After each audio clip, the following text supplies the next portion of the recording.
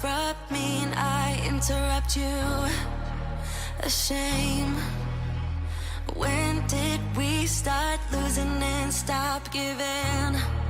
I remember I gave it time, all of my time. Now my mind's lost in its thoughts.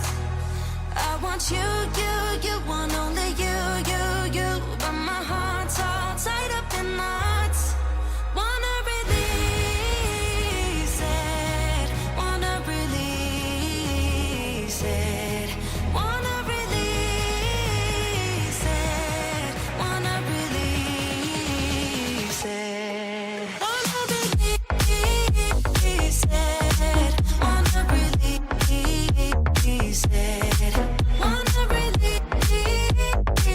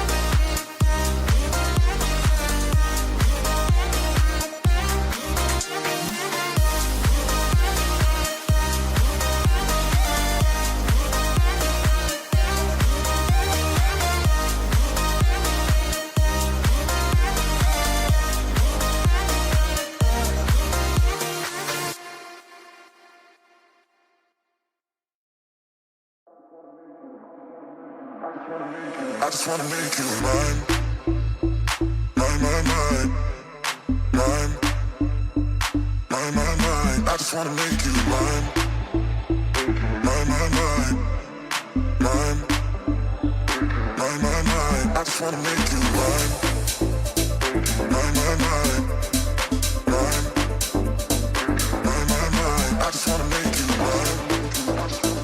I just wanna make you. I just wanna make you. I just wanna make you. Mine, mine, mine, mine, mine, mine, mine. I just wanna make you mine. Mine, mine, mine. I just wanna make you. I just wanna make you. Mine, yeah, mine, yeah,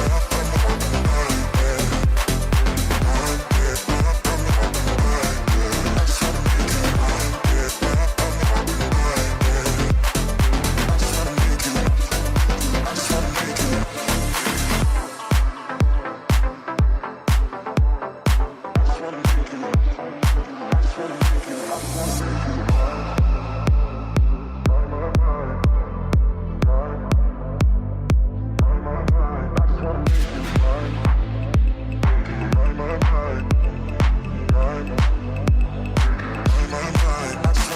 mine, yeah. I just wanna make you mine, yeah, mine, yeah. I just wanna make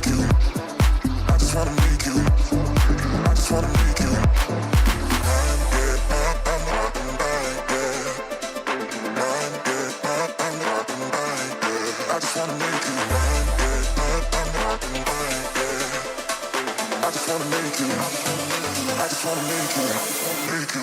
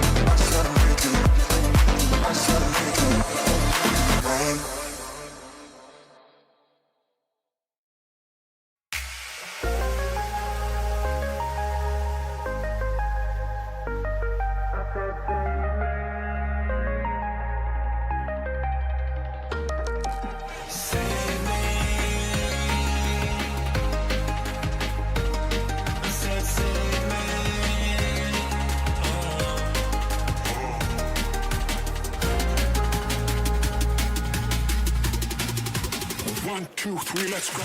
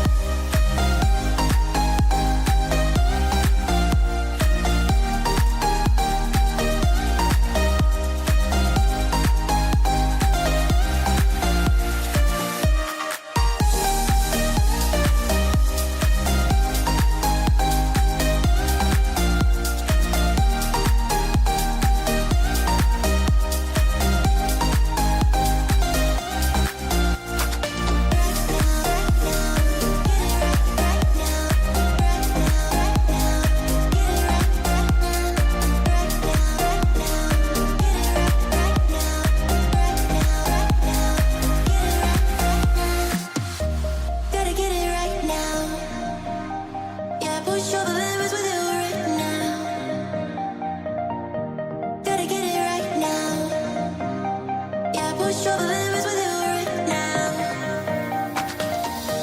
Gotta get it right now. Yeah, push all the limits with you right now. Gotta get it right now. Yeah, push all the limits with you right now.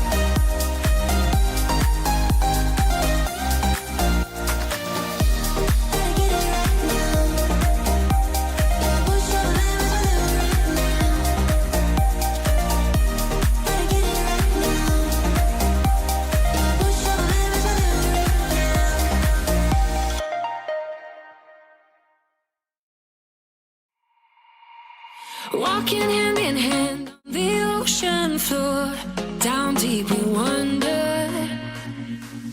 Louder we sing, no there is no cure in this together. I don't wanna tell you that it's not real. Nothing is a fairy tale. Everything about you is so unreal. It won't be pretty when it ends.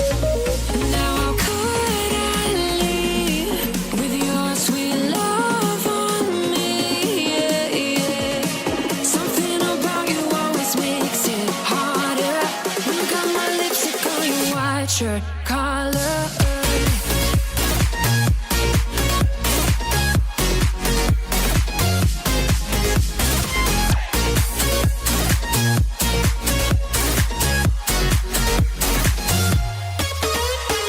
On the carnival till the rest go home. Now I only see you.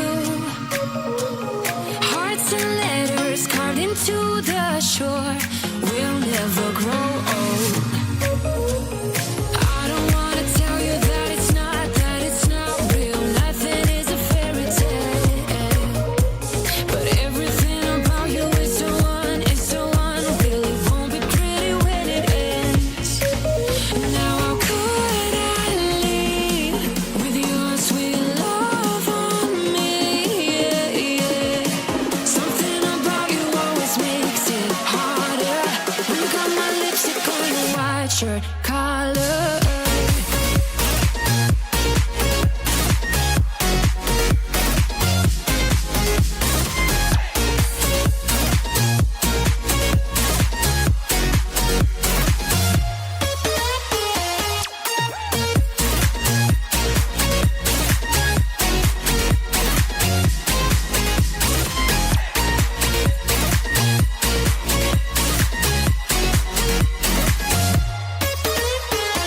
When we should stop, we go further. Didn't even notice that it rained all summer. When we should stop, we go further. Didn't even notice.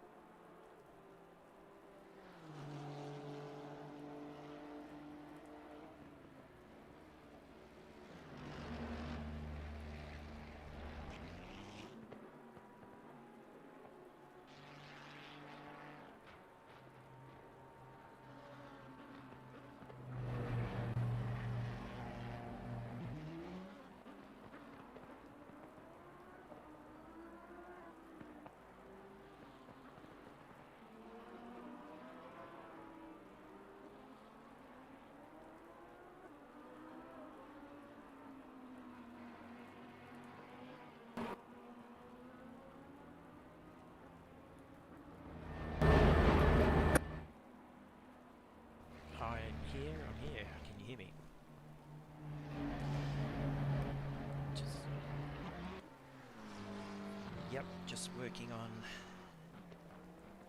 things, and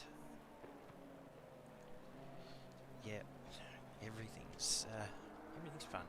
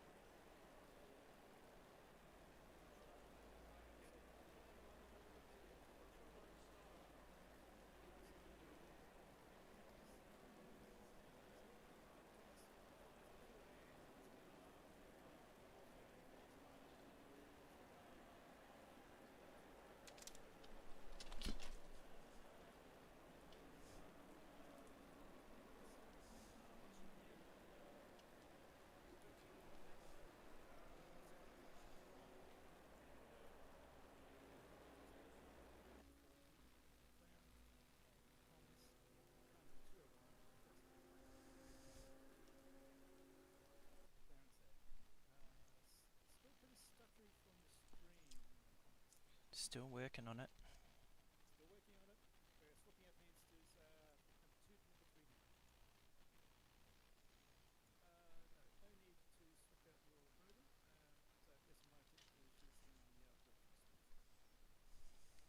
Green light, give it all you can.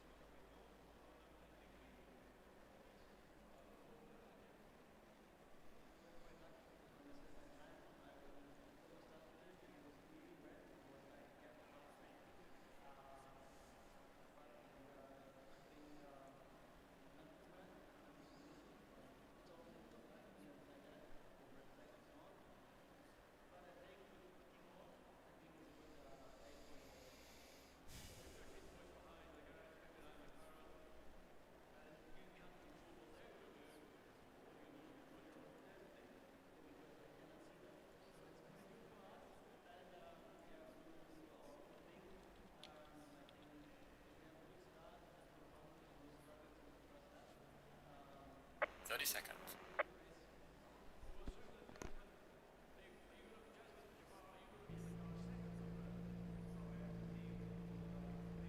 Seconds.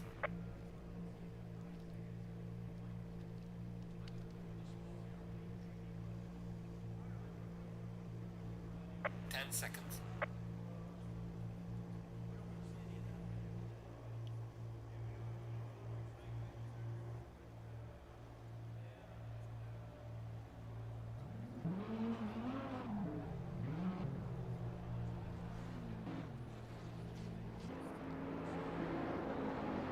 The formation lap.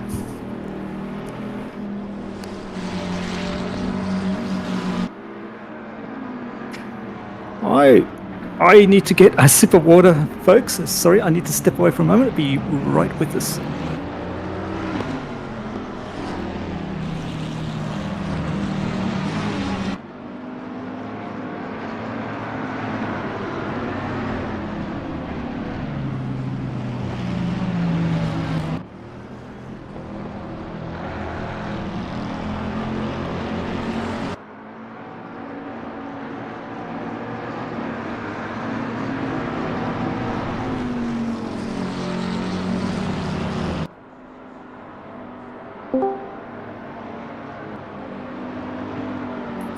Sorry, folks. Back now. Okay, so safety cars rolling around and looking like it's going down towards the hairpin on the opening lap there.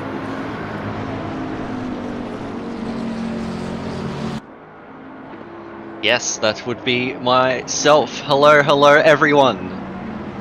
Oh, hello, Alex. Alexis? Alex? Sorry. No, you're right. I can't How read. are we tonight? Oh, my voice is gone already. Fair enough, fair enough.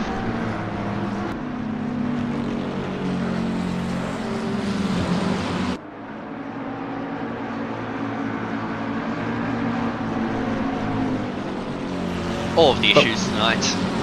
But we are here and we're persevering and we're going to make it work. We shall give this a go anyways. Yeah, we can see that the safety car's just coming around at the moment.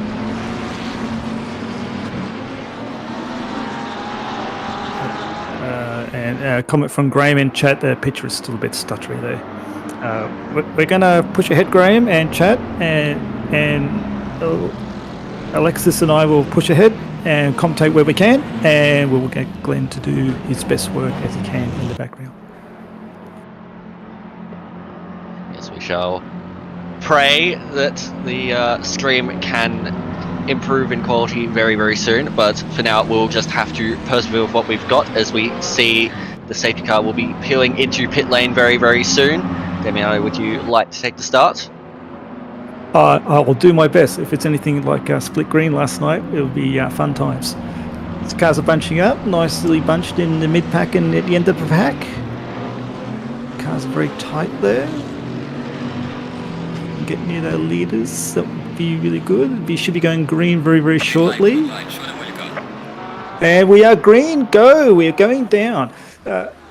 We have Brit as cars go through, very spread out the back. Couple three ways side by side going into the first corner. Looked like a bit of bumping and shoving going on. Four, is that 5 wide going into turn 1? Looking like all the cars have made it through. That's a great first corner. Couple cars in the pits. Looks like they've not clicked the go button in the 30-second countdown. Still a lot of 3 cars side by side going through the sequence. Oh, someone's off. We have one car going backwards. And we have Brit making a good lead over Vettiger and Convoy. And it looks like a safety car is being called. Yes, we do have a safety car, but it looks like drivers were going very, very slowly as there's, quite a bit of, been quite a bit of carnage throughout the field. So we do have a safety car. I didn't make who was going around backwards there. All I saw was a slightly white car, potentially a McLaren. It did look like there were a few cars that had gone off. There were a few that were behind the pack, but everyone seems to be bunched up now.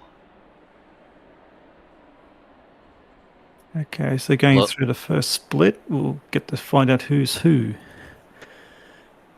And anyone who got spun off or had a pit start have caught up to the back of the pack. So I anticipate the safety car will be in this lap.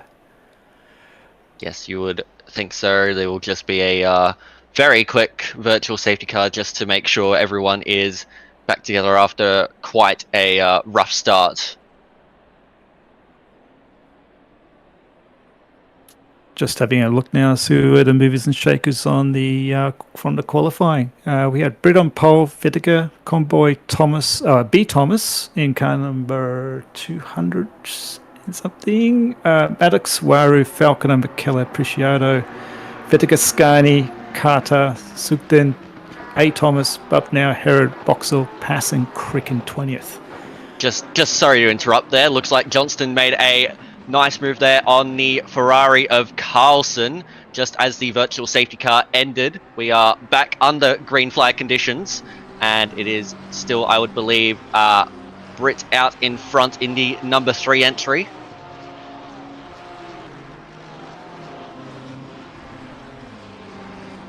Okay.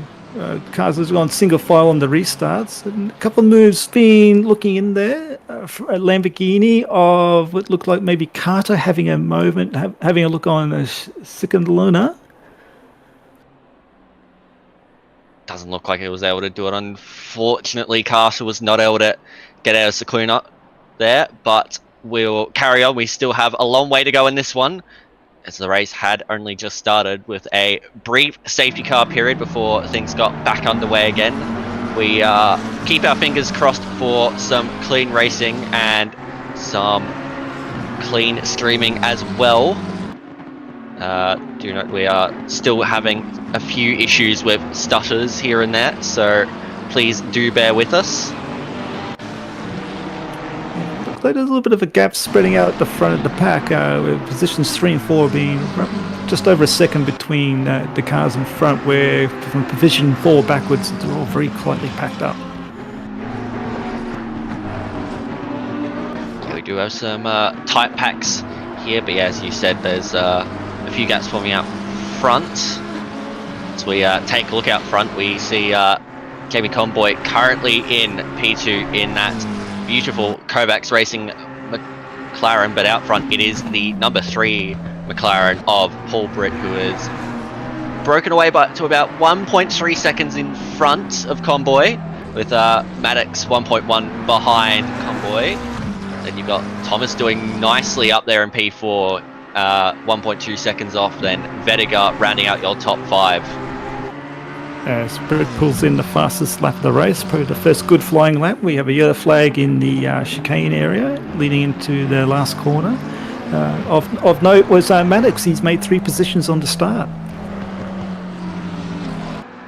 It's very well executed by Maddox there. He'll be looking to capitalise on that positive start and try and consolidate that podium position. Let's see what his pace can be like and compare against the McLarens that surround him. Pit window opens. Starting to push a bit of a gap now, positions 1, 2, and 3. You can just see on the map there that there's a bit of a gap there. So there's drivers pushing really hard. So it's all 3-segment race. There's going to be some question marks on who's running short to start or who's running on heavier fuel to start. So there's a couple of little strategies that can mix it up. It's just not going to be a straight, even split. I'd say with the tyre wear around here, you are likely looking at some fairly consistent pit stops of about 25 to 30 minute stints, likely on the lower end of that spectrum. But you'd say these first stints will last until about 45 to go. Okay. Did you do any racing this week? No, I did not. However, I was commentating last night for Split Yellow, and it was a slow burn of a race, but it ended magnificently with quite a bit of drama towards the end there. So, hoping for some similar chaos tonight for Split Blue, and we shall see how things progress. But right now, it is still Britt out front and breaking away from Conboy with a 3.3 second gap. Britt is in control right now. Yes, getting back to the pit stop, it's a question now. It's like, has Britt gone for a lower fuel load and Convoy going long? I think Convoy's known for going long on his first stints. Is that correct in my memory? You could be onto something there. This is great pace from Britt early on, so it wouldn't surprise me if he's going for a slightly earlier pit stop than what Convoy is. Although knowing Britt, he is a very, very fast driver, so it would not surprise me at all if that is just genuine pace that's getting him out front. Yes, it's the unfair advantage of being very fast. You can choose your own strategy and make it work for you. And leading. And so where we have now, we have 3 pros, Britt, Convoy and Maddox in positions 1, 2 and 3. We have B. Thomas leading AM driver in position 4. Vetica, pro in car 999 in 5. He's behind Maddox. So that championship is looking pretty spicy at the moment. Then with the Pro-Ams, we have Waru, Appreciato, Scani, Herod, and Pass, his challenger, back a few more places in 12th. And the next AM we have in P21 is Carlson. Yeah, so this is quite performed so far by Ben Thomas, being quite the standout so far in terms of the class battle, being up there in P4 in the AM class. That is quite insane to see. I'm sure that AM sticker won't be there for very long, though. No, I don't think so. Ben Thomas has done very well all season long. With some yellow flags in the center S's there being sorted out. So getting a bit of field spread now for some incidents at the back of the pack. As Thomas pulls up a 155.6 versus Britt's 54.5. So 1 second off the ultimate pace. Thomas is coming under a lot of pressure here from Vetica. Vetica might be looking to go down the inside. Thomas defends valiantly and holds on very, very well there. This is going to be a long race for a lot of these drivers, and Thomas has got a lot of work to do if he wants to hold on to that P4 position, but right now he's doing very, very well. And a bit of a train for him behind Thomas. We have Vetica, Waru, Appreciato, all within half a second, and then 0.8 back we have Scani, and then 0.4 behind Scani we have Herod, and then a 1 second gap to McKellar. So 6 cars behind Thomas here.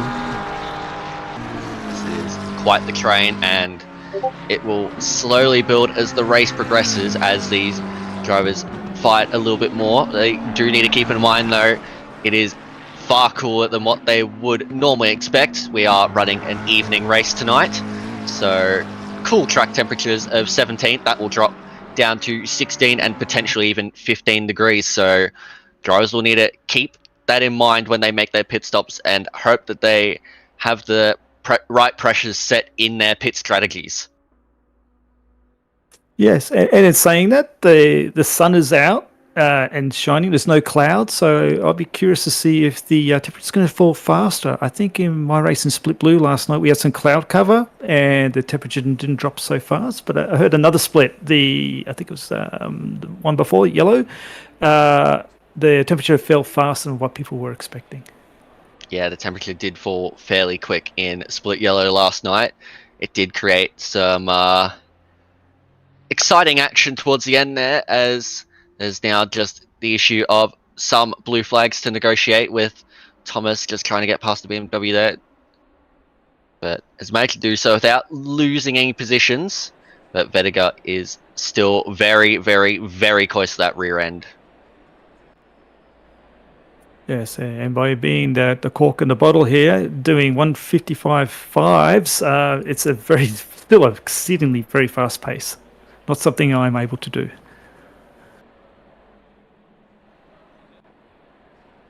Pace is certainly up there. He's now coming under a lot of pressure. Vetica is right on the rear of the McLaren. Can he go for a move on the inside? Dunlop, no. Thomas defends. Vetica would have to go around the outside, which is not going to be very easy there. Now, can he get the run through the Schumacher S's to try and get past the very, very wide Ben Thomas? or is Thomas going to hold it? Look, I think that McLaren just seems to have quite a bit of pace about it at the moment. Yeah, the new McLaren. Oh, there's a move. Scani was looking on the outside of. Was it Harrow or was it Porsche? It was definitely Porsche. Maybe Appreciato having a look on the outside of Waru there at the left-hander after the center S's, Schumacher S's. I have a feeling it could have been, Herod and Scani, or possibly even Keller involved in that, but we'll take a look. Yeah, it was McKellar getting past Scani by the looks of it, and now there's a few drivers coming into the pits. I think that was Warren into pit lane just further back. So first our pitters, we have a yellow flag in the first sector. That is what looks to be 959 who's come to a stop. Just checking who 955 is. Looks like they've either left the session or gone back to pits because they are no longer there. That was Steve Lewis in the Ferrari. Oh dear, Steve Lewis having something happen, but either way, he is no longer in the session by looks of it, so that's very unfortunate.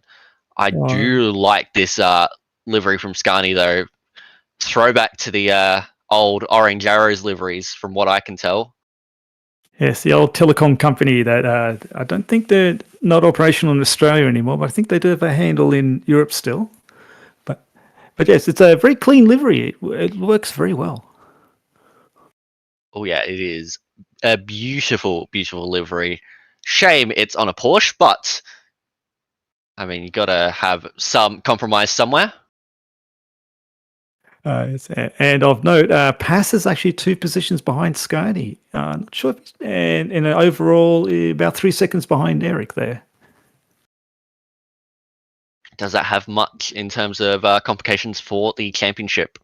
Oh, yeah. So the championships we have for looking at the pro-amps here, Scani's in the lead from Pass by 31 points, and for the leaders, we got Vetica over Maddox by 90 points. Ooh, so there could be a little bit that plays out in this one, but it would require a bit of chaos to occur. At this stage, it would still be Scani and Vetica coming out in their respective battles. Yes, but they still have to fight for it. It is not a given. Definitely not in this game. No. So it looks like Pethybridge has come into pit lane. So there's a few drivers making early pit stops, trying to get out of these battles, out of the dirty air, and get into some clean racetrack. Yes, and Brett has pulled out 8 seconds on Convoy, and Maddox is a further 3 seconds behind.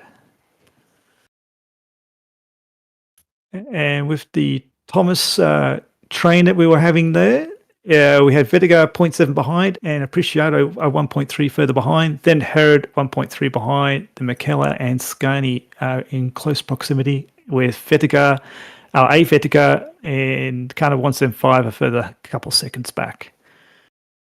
Yes, there's a few trains that have continued to roll. Some have separated their carriages out a little bit, but there is still a fair amount going on in this one. Just really just a pressure building battle at the moment between a lot of drivers, especially this one. Scani all over the back of the Lamborghini.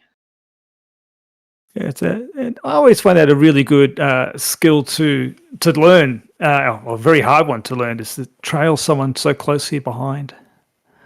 Yeah, well, it's not only about trailing another driver, but it's also filling their mirrors up with the presence of your car just to try and spook them a little bit. It can be very difficult to learn, but when you get it right, it is so satisfying. I remember from my rookies days, if I was within 1.2 seconds of the guy in front, I was freaking out. I was so close I couldn't see the circuit properly. But yeah, as time's gone by, I watch these guys race and they're like 0.3 behind, 0.5 behind us. Yeah, at the time I was amazed it was even possible. Oh yeah, I remember a few times when I was racing very, very close to drivers behind, I'd actually miss my braking point just by a little bit, and yeah, it would just create enough issues that it would cause a little bit of an incident. But it's all about the learning process, and it's what a lot of these drivers have had to go through as well.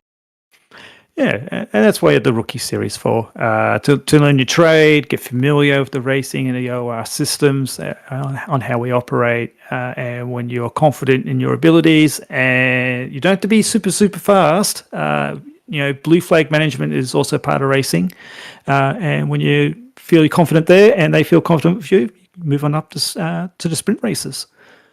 As we see Scunny pushing very hard and going wide there on the exit. I don't think he kicked up any dirt, but it's still very wide at the hairpin.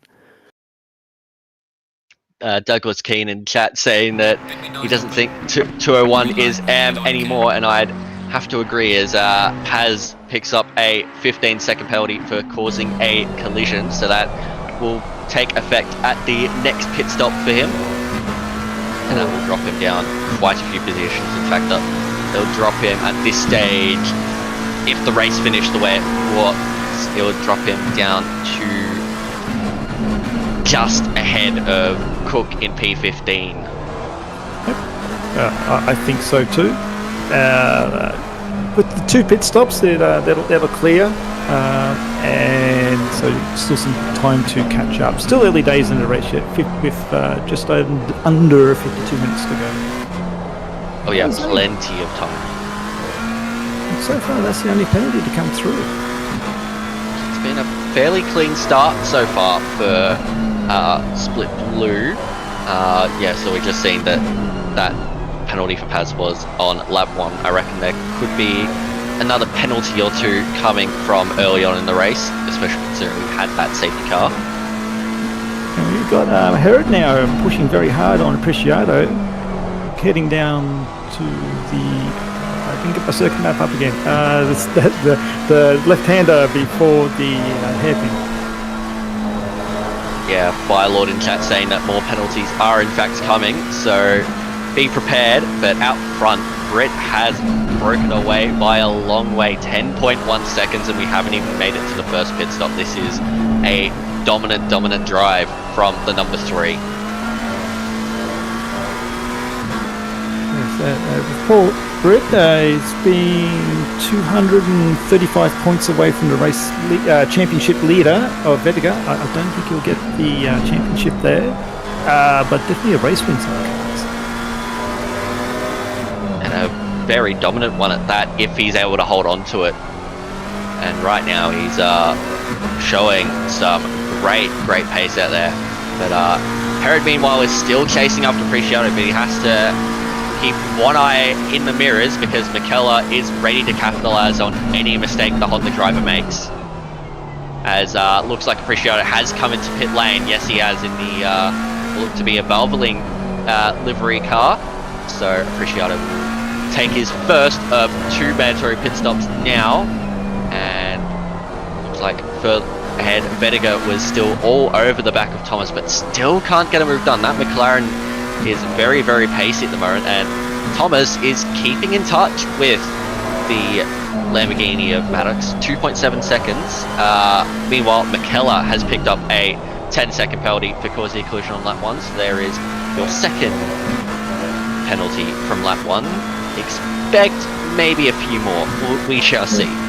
Yeah, I remember seeing a few yellows on laps 3 and 4 through the centre resters, but I thought they were more towards the end of the grid rather than the front part. As Herod is keeping a little bit of a gap now in front of McKellar, Scani's dropped back to 2 seconds now, maybe a little slide there with Apreciado's pit, and A. Vetiga 3 seconds behind in P10. So for the AMs, we have B. Thomas in P4,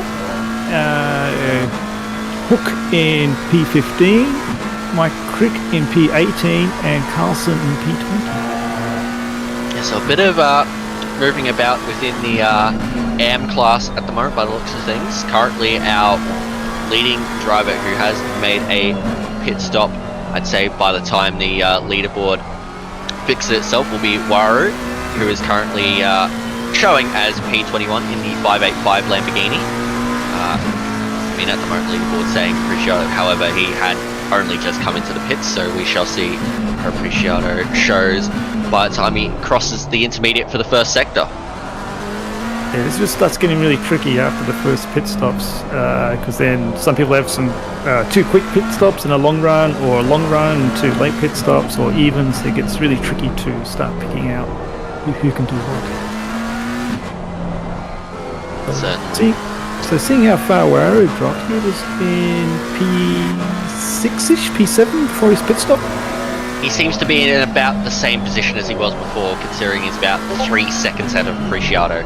So he seems to have consolidated position for the moment. There's still plenty of drivers that need to make their first mandatory pit stop, which I would say most will look to make it now, as we see it. Sequina is in pit lane in the number 2 AC Porsche. And the race being 23 minutes up. Yeah, look, 25 to 30 minutes for most drivers, as we see a 15-second penalty for car 201. That is Thomas. That is Ben Thomas, who is going to be picking up a big 15-second penalty. So valiant drive so far will be to of no avail, but that pace in that McLaren is still very, very, very good. There we go. There it is. 15 seconds for Ben Thomas. Probably if he took the penalty and only the penalty, without and the other 2 drivers' penalties, that'll put him. He'll drop 5 places. But we'll see how we go after the pit stops. Car 55 has also picked up 15 seconds. That is Johnston, kept down in P23, who has already made a pit stop. He came in on lap 3, I think, after the 5-minute pit window opening. He was one of the first cars to pit, so maybe some contact and into the wall to do some repairs, and that's what pushed him down the list there. Very possibly. As we have Britt pulling away from Convoy at effectively 1 second a lap here. So it's a 12-second gap. 5 seconds back is Maddox. With the penalty, Thomas of 2.5 seconds, and not that far behind is Jay Vetiga, 1 second behind. Then a bit of a gap to Herod, which is 2 seconds. Michela's 1.7 behind. Scani's falling back a little bit further at 2.7 seconds. Pass is now immediately behind Scani after some of the pit stops. He has a 15-second penalty, but is 6.5 seconds behind Scani. And finishing out top 10 car 559 Carter, 4 seconds behind Pass. So starting these battle packs are starting opening up.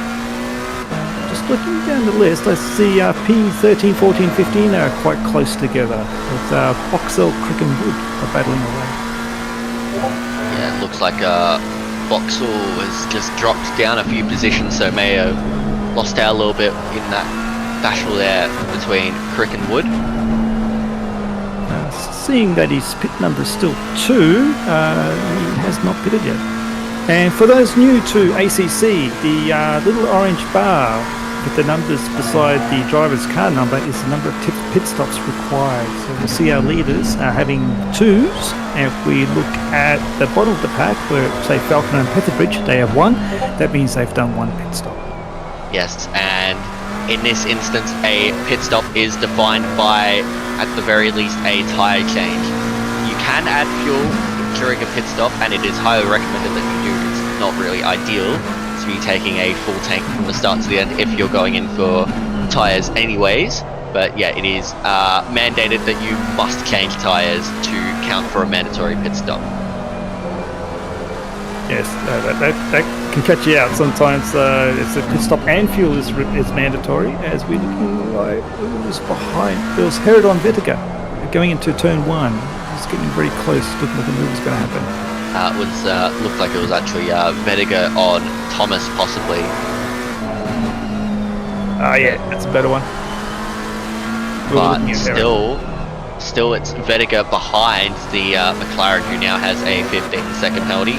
More drivers coming into the pits now. McKellar's in, Scani's in, and Carter is in. McKellar will have taken the 10-second penalty in the stop, so we'll drop behind a few drivers.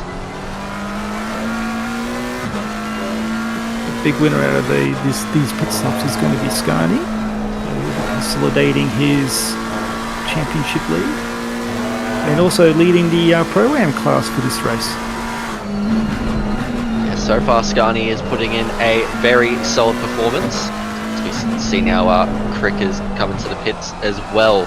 We look back at Petherbridge, who is about 1.4 seconds behind Johnston with the 15-second penalty to the McLaren's name.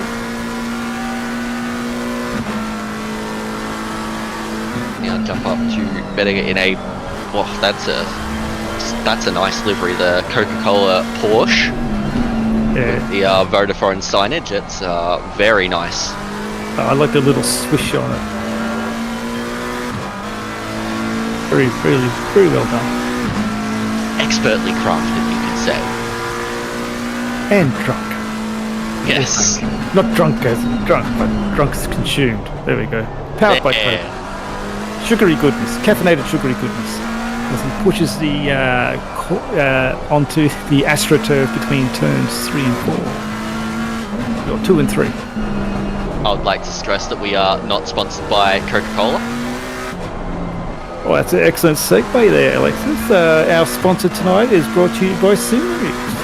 If you've got any Simrig requirements in your household and you want a new wheel, a new base, a new seat, go to Simrigs. And if you're a Patreon, you get a 5% discount.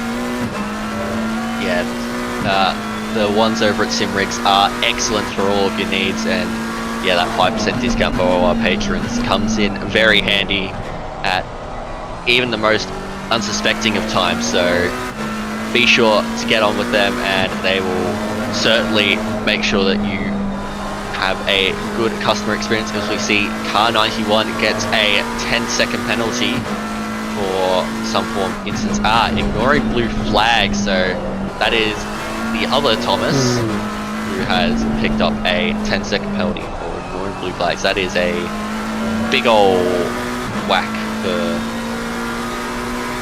Yes.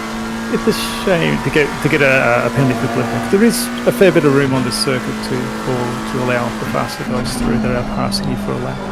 Yes, and look, there's always going to be issues with blue flags somewhere along the line, but yeah, getting penalties for ignoring them certainly is not ideal in the slightest. So after the pit stop, we got Ashley Vettiger 2 seconds down on his pace on his first. That was his first out lap, I think it was. He was 2 seconds slower there at 1 minute 57.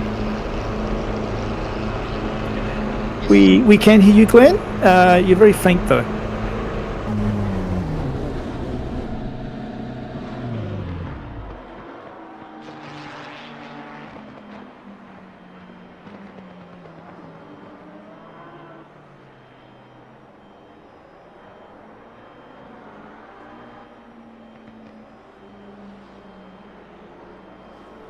Ask everybody to about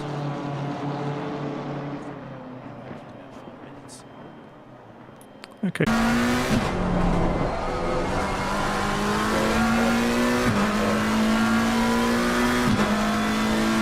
We don't have any pictures in the comms.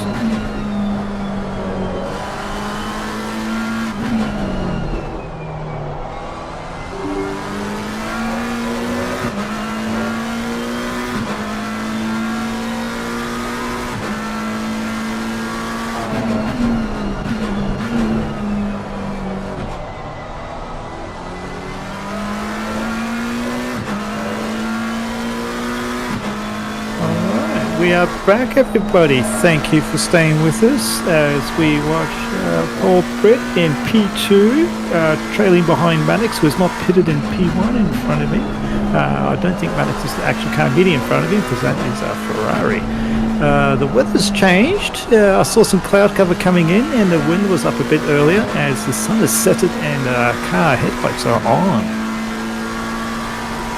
Yes, so Britt just getting through what looks to be a bit of lapped traffic at the moment, as Maddox is now into the pits, so Britt will resume control of the field. But right now, the corrected order will be Brit, Convoy, and then looks like Herod might be up into P3, which would be a very fair effort, but we shall see where everyone else comes out. That's an awkward time to get a blue flag when you're racing somebody and the leader's coming up behind you. The BMW very close behind the Lamborghini in front had to give way to the leader as the Lamborghini lets through, and doesn't look like both cars do not lose much time. Looks like Maddox is moving in pit lane. We shall see. He's just coming out now. It's going to be tight between him and Convoy. Who's going to come out? I think Convoy might just get it, but they're going very, very close on track. And yeah, I think Convoy's just got it, but Maddox is a lot closer now than he was before. Oh, very much so. The championship is looking very lively as Vedka is moving around in P5 at the moment. Both very close behind Herod, so Herod still needing to do a lot of defending for the remaining of this race. And yeah, going down the list, we have Appreciato, Scani, and Thomas, our AM, in P8.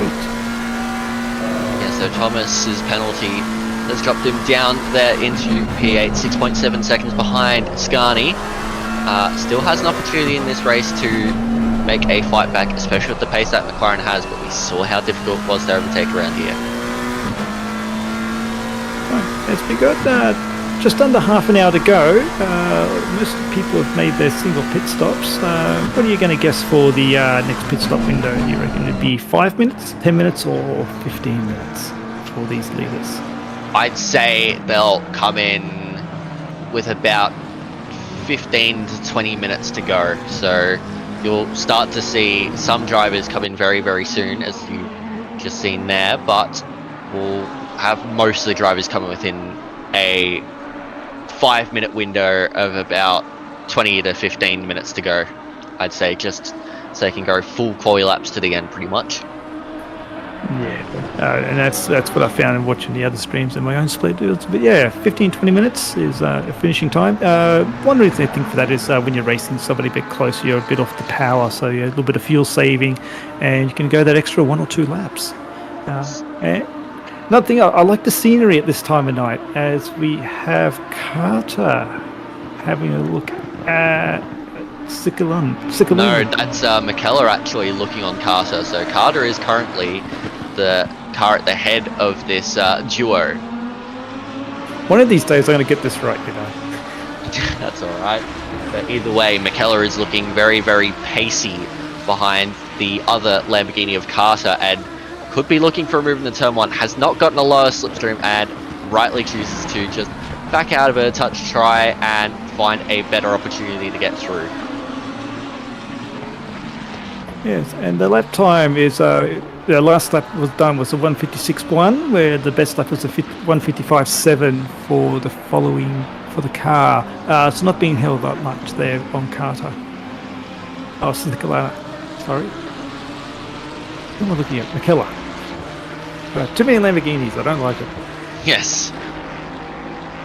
Yeah, maybe cut down on the Lamborghinis, up the levels of Bentleys. Oh yes. Still a valid car, I believe. As looking on the map there, Britt has a massive, very big gap in front of him, so he'll be able to put some very fast laps in. Previously to the pit stops, there's about a 12-second gap. That we'll see shortly if that's been extended as we wait Jamie Convoy to cross the line. Convoy has not gone through the Sector 3 split, he's just gone through it now, and Britt is already deep into Sector 1, so we will get an idea of what the gap is as Convoy will cross the line very, very soon, but it's going to be well in excess of 20 seconds. I'm thinking it's going to be more like 32. Oh, 30 seconds, yes. 30.6 seconds, so Britt is absolutely running away with it. Meanwhile, McKellar is looking very, very close to the back of Carter, but you're not going to get a move done into that fast left-right chicane, Sector 3, so it's just caught up at the wrong time as Paz has picked up a drive-through penalty. Now, I have a feeling that could be for track limits. Rounds this time I think you're right. He Paz is just crossing the start-finish line, so that would have been through the fast chicane at the end. Yes, so it was around this time last night that we started to see a few track limit warnings as Herod ran very wide there trying to defend from Vettiger. But Vettiger again looks quick but just can't quite get a move done on the driver who's in P4. Before it was Thomas, now it is Herod, but Vettiger's got a nice run here. Can he get a move done up the inside of Dunlop hairpin? No, he cannot. So Vettiger has a lot of pace but just can't use any of it. Yeah, it's going to be dependent on a little small mistake by Herod to get through. Herod's been very consistent with all the lapping he's done so far tonight. So there we go, confirmation from Firelord. It is a drive through 4 track limits there for Paz. Has now served it and has come back out of pit lane. Okay, well that'll make the Pro-Am Championship a little bit easier to decide there. Not done and dusted with 24 minutes to go as we watch Vettiger still harassing the back of Herod, staying very tight. Yeah, he's got to make sure he gets a good run, but so far the drivers that have been in front of him have had brilliant runs out of the corners and he just hasn't been able to use the engine at Ferrari to any avail. Okay, so we're coming up to some of the drivers that have had 2 pit stops already. We have Johnson, Petherbridge, Waru and Sugden at the bar in P22, 23 going through their second stops. It's Herod defending very nicely. Vettiger's being pushed to go slightly wide to look for some room around the outside of turn 1. Could not do it. Very close through turn 2. And all he can do is follow. Yeah, he's just really struggling. He's got to be careful using that much curb on the inside there of turn 3. If he takes too much of that, that's going to be a track limits warning. And we've already seen a drive through 4 track limits tonight from Paz. Vettiger does not want to be the second culprit. No, and you also got the risk of tyre pressure loss as well. Oh yes, and tyre pressure loss around here can really, really hurt you. I mean, hurts you at every track, but I found especially here, you lose tyre pressure and you are stuffed, especially going through some of the abrasive curbing through some of these corners, especially the chicanes around here. Oh yeah, that last chicane is very different to how I used to take it. I have to take that a little bit more carefully. Yes, especially with the way the tyres are in the new update, you have to be far more careful on your imports, far more careful on where you position the car in general. Yeah, we'll just have a quick weather update. The clouds have been blown away by the 9-mile-an-hour wind. It's now fully sun as Vettiger's having a good look at Paz. Is he going to have a dive? No. Follows Herod through the final chicane there. And the temperature's now 16. Vettiger has decided that he's had enough of following Herod and has taken the opportunity to pit one last time in this race, or you'd hope will be his last time in this race. As we look to the other Vettiger on track, there's Ashley Vettiger, who is in a nice gap of his own at the moment. 5 seconds behind McClure, 7.5 ahead of Falconer. Yes, so we'll see if Vettiger, other Vettiger, will do the undercut on Herod. Well, car's going off at the chicane there, car number 103, 102. That is 103. That is Carlson, Cody Carlson, who is down in P26. So he has not had the greatest of races, and unfortunately that just compounds his issues in the pineapple livery. Yes, he has not received a drive-through for that livery, from what I know. The race is still not over and still running there, unpenalised in that livery. Well, it's clearly not showing it's on pizza specifically, so that would be why, I'd assume. Pizza on oven bread. Because the lower part of his livery there is brown. I'm assuming that could be a pizza base. And is that cheese dripping on the side, potentially? Potentially. I'd far more see it as more of a pineapple slice of sorts. Right. Oh, that Ferrari is very loose. Those tyres are not happy. And unfortunately, he's made all of his mandatory pit stops, so if he makes another pit stop from here to change those tyres, that's just going to be more loss for Carlson. I thought he was just doing a little wiggle to say hello to us. That would be what he'd hope, of course. I mean, wiggle if you're hearing us right now, Mr. Carlson. Flash of headlights, maybe. We'll give that a few seconds to feed through. Oh, there was a wiggle there. He's pushing very hard, trying to catch up to Bub now, who's no more than 4 seconds. Bub now is 4 seconds behind Cook, and Carlson, I think, is quite far behind, more than a sector behind. As we have Eric Scarney, P6, making his pit stop. Yeah, Scarney having a good race so far. In the He was behind Appreciado, so we'll see how he comes out of the pits. I think he lost a bit of pace when the tyres started going a little bit off, which I think happened to a lot of drivers.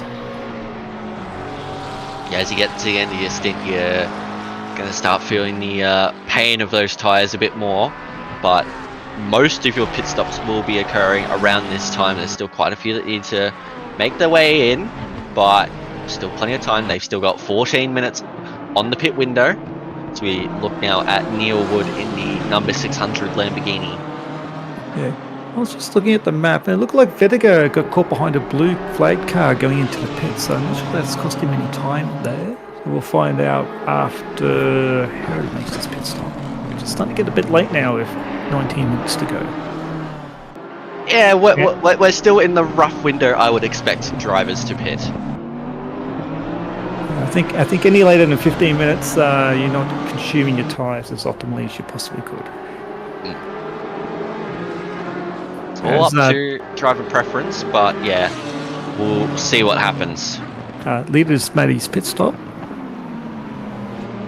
Yes, that is Brit into the pits, as that is 450 who's gone around. That is Herod, so that's good news if you are Vediger, as looks like Would had nearly gone around, but Herod will take the opportunity to come into the pit lane after making a bit of a boo-boo at the fast left-right chicane in the final sector, but makes his way into pit lane and will unfortunately lose out to Vediger now. It's curious. I like to see. I'm not sold on that one yet. Because I do believe Vediger was held up a little bit, but it depends how long Herod was spun around for. Looks like he tried to get back around and then spun again as, yeah, I mean, where is Vediger on track? Vediger is just coming through the start of the final sector now, as Paz is having a look. The inside of Appreciado. This is a very tight part of the track to make a move, and has to back out of it because you're not going to go side by side through that chicane. No matter how hard you try, you're not going to do it. And that's allowed Scarney to catch up by 1 second on this. Has indeed. So the battle for the Pro-Am lead, I'm calling it between for this race is between Appreciado and Scarney, both very fast and competent drivers. Yeah, Paz still needs to make one last pit stop, but is showing some good pace at the moment. And oddly enough, it's Scarney's got a full pit stop gap on Paz. That drive-through is certainly costing. Indeed it has, so it won't be Paz's day today, but given the pace he has shown, say it wouldn't be far away. Anyway, we'll keep an eye on the leaderboard to see things shape up. Convoy is into the pits, so he pits from what was the race lead. Maddox now takes that, and Vediger has gotten ahead of Herod by quite a long way actually, so Herod was around for a while. Yes. Yeah, 10.6 seconds. In fact, Herod's in this battle between Appreciado, Paz and Scarney now, so things have not gone well for Herod at all. No, that potential double spin at the chicane certainly cost him. Thomas too has come into the pits. As we take a look now, this is what happened to Herod. Oh, he lost it on entry. That is very strange. Much rear brake bias potentially. Possibly. He manages to get spun around, but probably not as optimally as he'd like. As they just get through on a blue flag car. Yes, we got Maddox is going longer. Still is not pitted. He's the one of the top 15 cars. Only 3 need to do pits. We have Crick and Wood in P14 and 15. Thomas and McCaws are in the pit lane now as we speak. Pass needs to make another one from P9, and I'm doing this all out of order. And Maddox in P1 also needs to make a pit stop. The cloud cover has increased, and the temperature is still 16, so we're going to be dry till the end of the race. And what else we got? Scotty just seems to be keeping pace, not getting caught up in a battle in front of him. I'm not sure if that's just keeping a distance and driving safely, because if there's contact, he doesn't get involved. There's a championship to fight for here. But the battle between Preciado and Pass, I hope Pass knows that he needs to make another pit stop. You'd think so. I mean, he did have that drive-through, so you'd hope he doesn't get confused by all of that. Could just be running the fuel down, so making the last stop and adjusting the fuel appropriately and trying getting a very fast personal lap. I think the fastest lap by Brit would be challenging to beat. Skyny's doing a 55.9 versus a 55.2 as his best time, so taking it a bit easier at this part of the race. Oh, as Paz tries to dive up the inside of Preciado, can't get it done, but gave it a fair old crack, and I think he'll be into the pits very, very, very soon. As Maddox is still going on out front.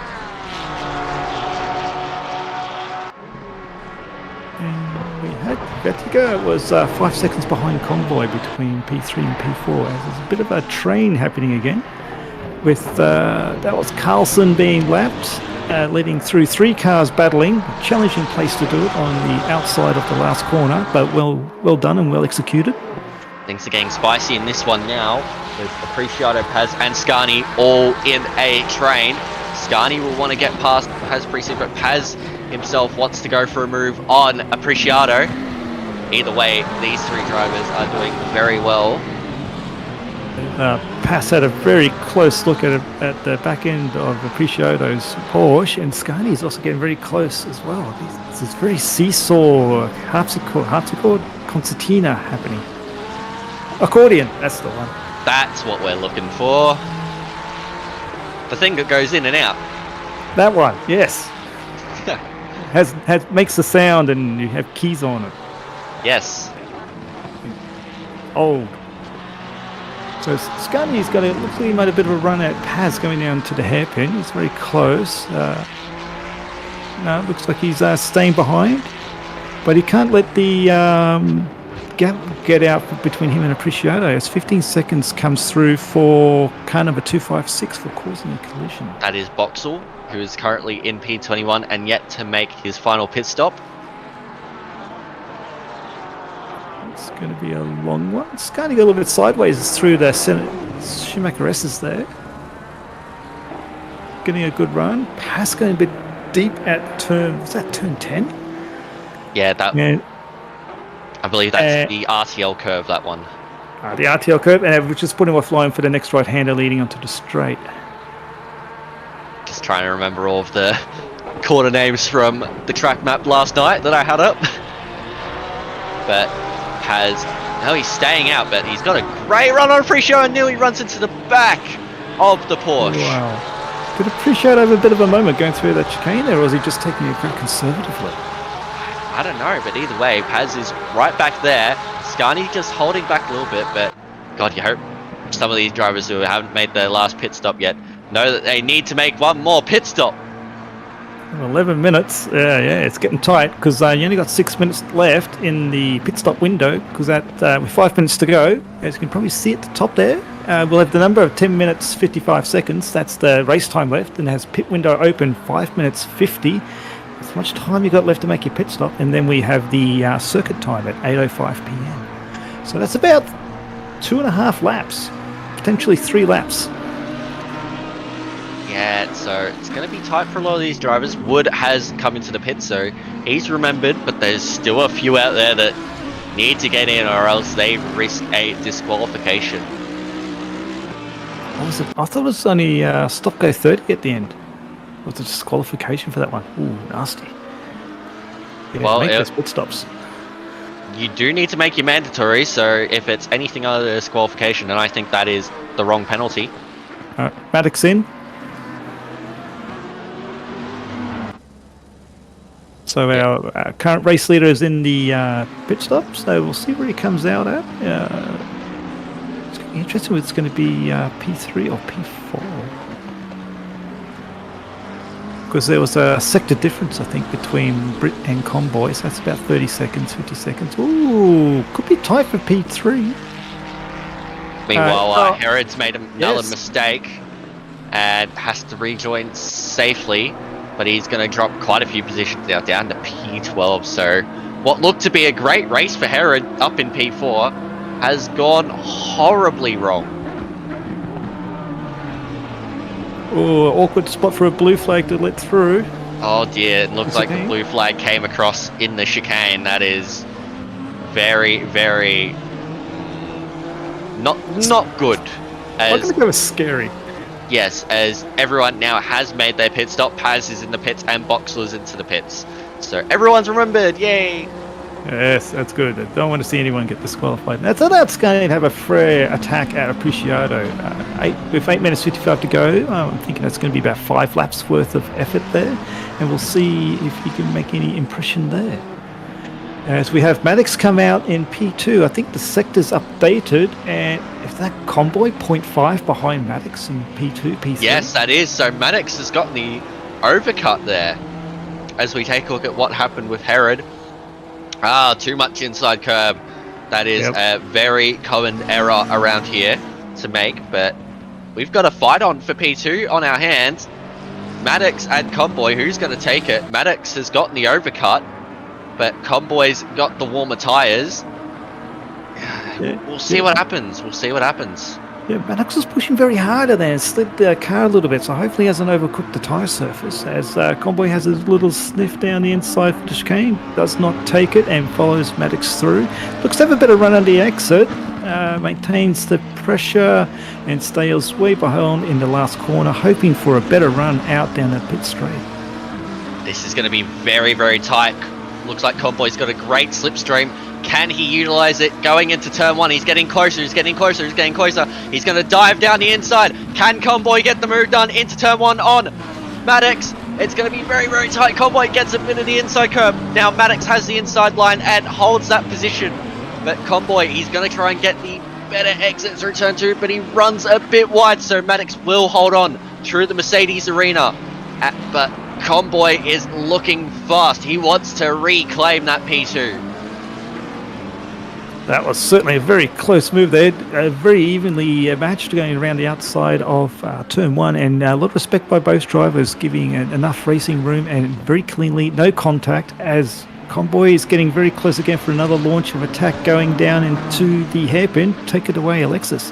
This is going to be very, very tight once again. Can Convoy dive it down the inside? No, he backs out of it, but you got a sense that this battle is going to keep on brewing to the very end of this race. It's not easy to make an overtake around here, but Convoy is going to try his all. Oh, looks like Maddox may have just ran maybe a touch wide through Schumacher S's on entry, but has managed to consolidate the exit speed as the sun continues to set. It is very much clouded over here now. Headlights are in full effect. Track temp is still at 16 degrees, but Convoy is still as close as ever. He won't be able to make a move into the chicane unless he has a death wish, which I would not think JC would have at this stage. We had a little bit of a slipstream. Oh no, you could see he was thinking about it, having a look in there. Very close behind. That is impossibly close through the chicane. Having a look at the last corner, backs out and tries to get another run down the pit straight. That half look has hurt his exit speed a little bit, but he's still there. Can he get the slipstream towards turn 1? We go again for another lap. 5.5 minutes to go. Convoy shows himself in the mirrors, but Maddox is aware of it. Convoy gets very close. Oh, dearie me. That was nearly disaster for the McLaren of Jamie Convoy. That must have been a coat of paint in there. Oh, that was brown flag moment if ever, as Herod has gone off again. He is not having a good time now. The sun has set and that Honda is all over the place as the pit window is about to close. I believe all drivers have made their mandatory pit stops. That is no problem whatsoever. But that mistake from Convoy into turn 1 has just given Maddox a bit of breathing room. Can he utilize that to his advantage now? Can he try and break away with those slightly younger tyres? And just bring your attention to Scani Appreciato in the Pro-Am. So Scani 0.4 of a second behind Appreciato, going for the Pro-Am win. Both drivers are in the Porsche, so equally matched. Only difference is driver skill and setup.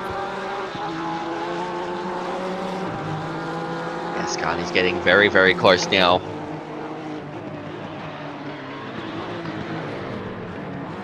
Thomas taking a very, very open line. Oh, someone's gone off in the background. Didn't see who that was. And it was Appreciato. Took a slightly wider line through the hairpin there. Stayed mid-circuit. Didn't impact the run out of the corner though. Still some time left in this one. Convoy's fallen back from Maddox by down to 0.8. Probably overcooking the tyres into turn 1 and needing a little bit of a cool down. What else have we got that's tight? We have Vettica and Falconer at P12, P13, also very close. That's 0.2 of a second. So we got a few very close battles kicking off for the rest of the race. So there we go. We're looking at Vettica now defending against Falconer. Again, 2 Porsches. I wonder what it is with Porsches around here and people picking the Porsche. German circuit, German car. That's all I got. Yeah, I guess so. But Scani's still getting closer and closer to the back of Appreciato. Both liveries are stunners in their own right, but it comes down to who has the pace, who has the positioning, who has the racecraft. Is it going to be Appreciato holding on to that top 5 position, or will it be Scani capping off a brilliant season with a Pro-Am victory to take the championship for the Pro-Am class in style? Oh, that would be a great way to do it. For what I saw, Convoy has closed in again. Convoy has gotten far closer on this occasion. There will be 2 laps as Britt will cross the line now, so he'll start the penultimate lap of the race. Still plenty of time for drivers to make moves. I'm thinking there's going to be about 2 laps left in this circuit as the leaders now are going through turn 1. Yes, so as I was just saying, Britt has now started the penultimate lap, so there'll be this lap and then the final lap of the season for Split Blue. Do not go anywhere. We have Split Red coming up, which will round out Asia Pacific for the season before we jump into some American or some European and American action in the next few hours as well. One thing I was going to say earlier was it looked like Scani had better braking ability and Appreciato seemed to have better traction out of the corners. I have a feeling that could come down to the way that these two like to drive. Appreciato maximising corner exits while Scani just trying to get as close as possible into the corners to put all of the pressure onto Appreciato. So he gets a good drive out of the last turn going into turn 1 as the drivers cross the start-finish line for the last time. Scani's probably a little bit too far behind to have a good attack. As you can see, it gets close. It's right up. That's more than just a time difference. And he looks like he had to back out of the exit of turn 1. Trying to have a look around the outside of turn 2. Doesn't get close enough to make a move and falling through in turn 3. So his next attack will probably be in, I would say, the hairpin and then the chicane for a last-ditched effort. As Appreciato goes wide.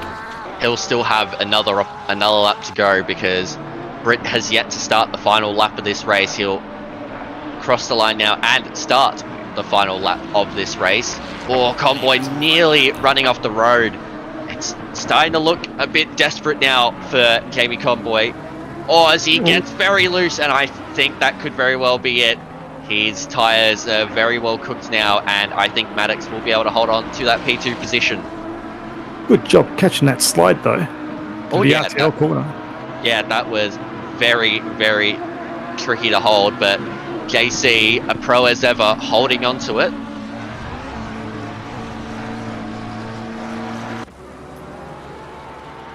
As we see Scani drop back a tiny bit from Apreciado, that could be, I won't say done and dusted yet. Anything could happen in the last lap as Maddox is 42 seconds behind Brett, who's in the lead at the moment. Then we got Convoy, Vetica, then we got the Apreciado and Scani coming through. Thomas still in P7 as the clock has ticked over to 0 as the leader's on the last lap. Yeah, so Britt is just coming through the Schumacher S's now and will be able to cap off a dominant drive. Like, what a race from Paul Britt. It is unbelievable stuff. Oh, very much so.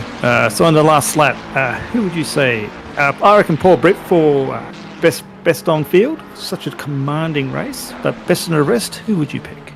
I'd honestly say Maddox. He got off to a brilliant start and since then has had amazing pace and consolidated not only a podium position but a P2 with a unorthodox strategy of the late race overcut on Jamie Convoy and has driven with maturity. So honestly, I'd give it to Maddox with just out of his brilliant start and his clear driving ability as Paul Britt crosses the line and wins your race here for Split Blue here at the Nurburgring. A dominant drive. Well done, Paul Britt.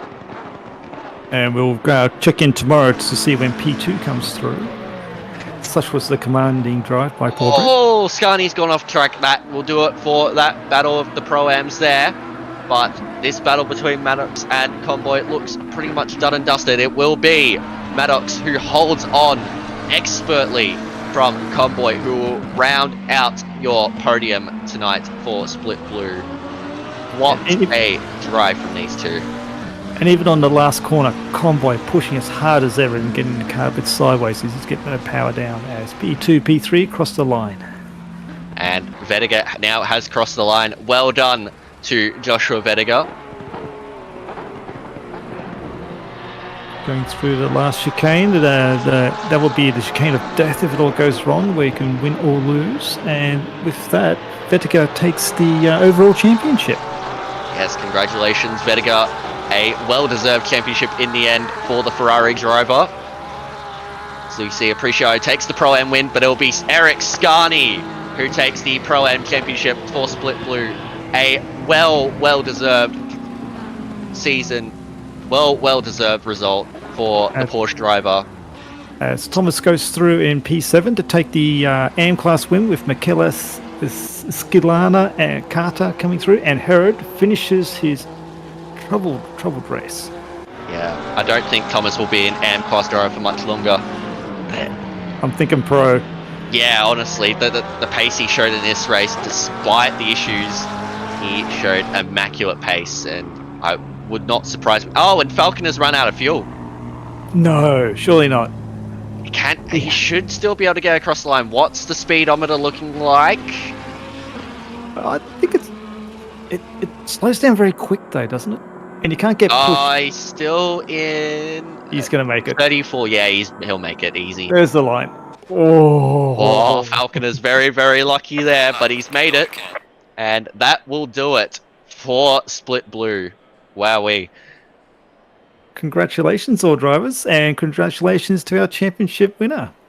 Yes, as we look at some race results, we have Britt from Maddox, Convoy, your pro champion, Vettiga, then Appreciado, your Pro-Am winner, then Scani, your Pro-Am champion from in your Pro-Am class, Michela, Carter, and Cicluna, your top 5 from the Pro-Ams, and then your AM class, you had Thomas, dominant in the AM class from the other Thomas, Crick, Cook, and Carlson.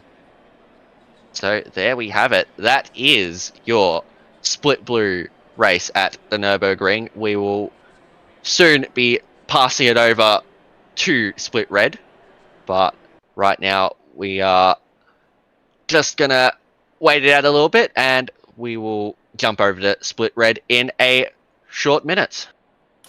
Thank you for joining me, Alexis. This is a wonderful call. I appreciate it. Oh, thank you very much. It was a bit of a unexpected call, but happy to join the stream as always. It has been a great opportunity to jump in for Split Blue for a change. But Yes. we'll be welcoming very, very soon Mitch Hobbs and I believe Mike Crick into the commentary booth for Split Red.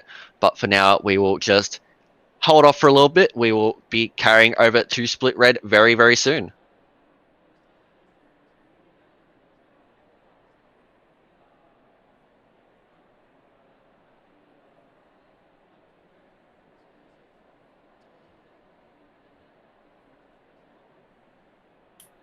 Cool. See you guys.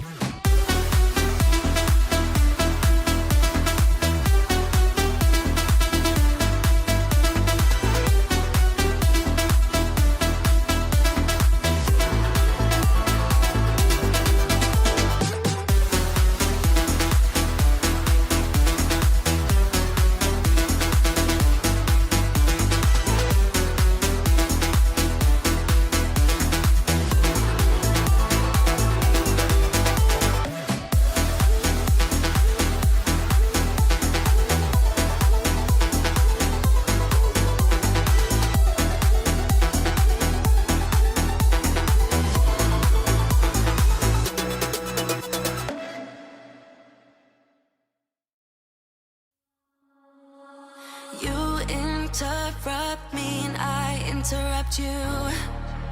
A shame. When did we start losing and stop giving? I remember I gave it time, all of my time. Now my mind's lost in its thoughts. I want you want only you. But my heart's all tied up in knots. Wanna release it. Wanna release it. Wanna release it. Wanna release it. Wanna release it. Wanna release it. Wanna release it.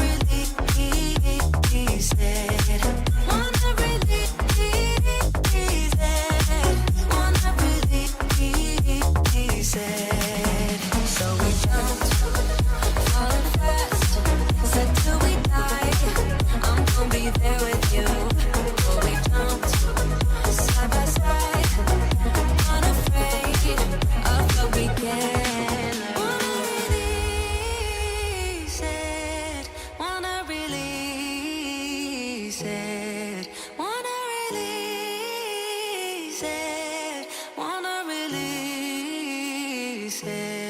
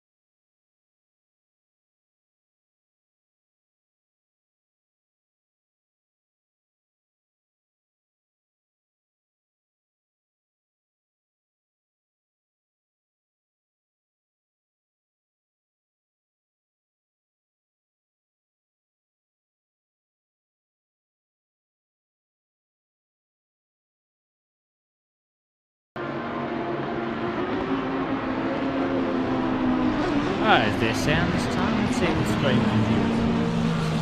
Nurburgring and split red on the outlet formation up.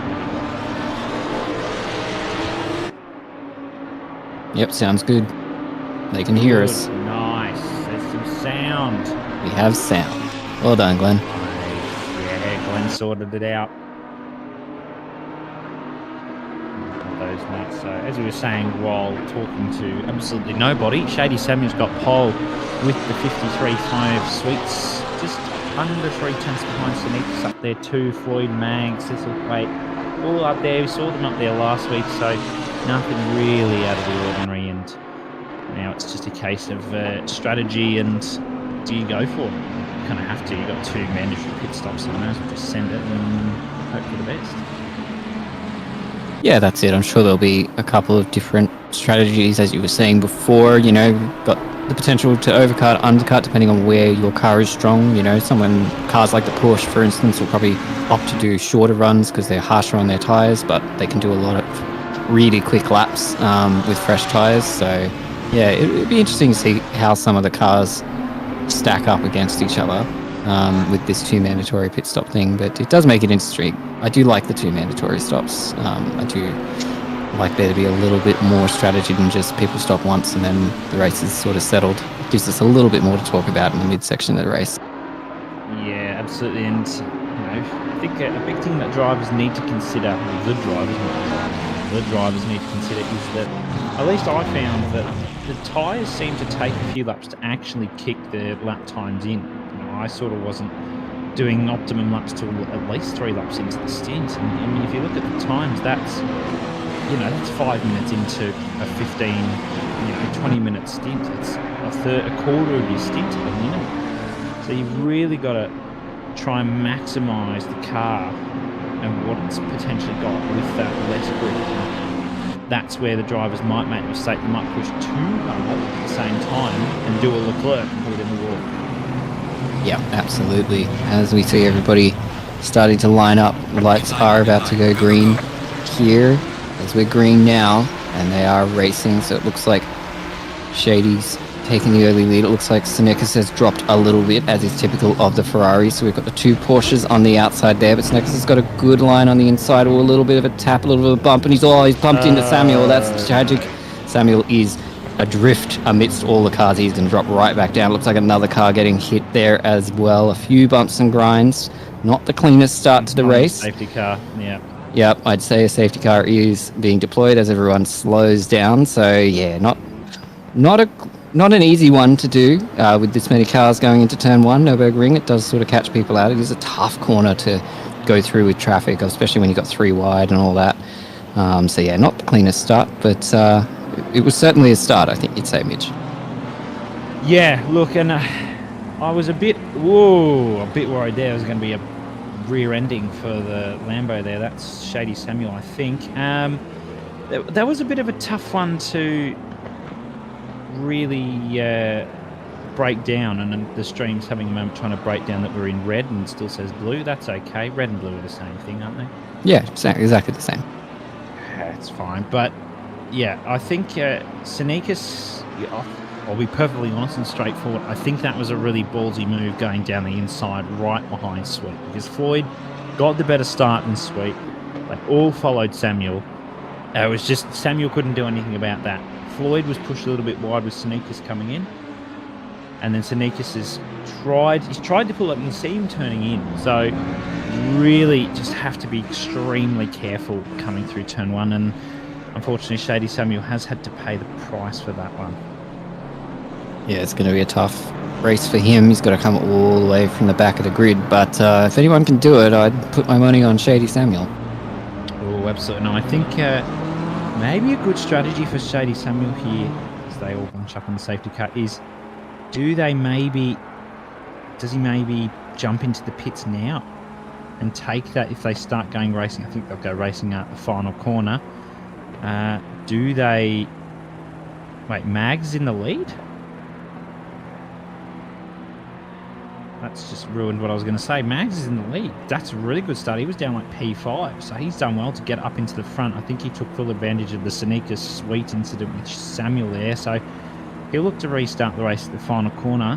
does Shady Samuel wait a lap and then come into the pits and use that clean air to try and get past those that are a bit further back, maybe AM class drivers, even some of the Pro Am drivers, if you can nail in those laps? That's the big question.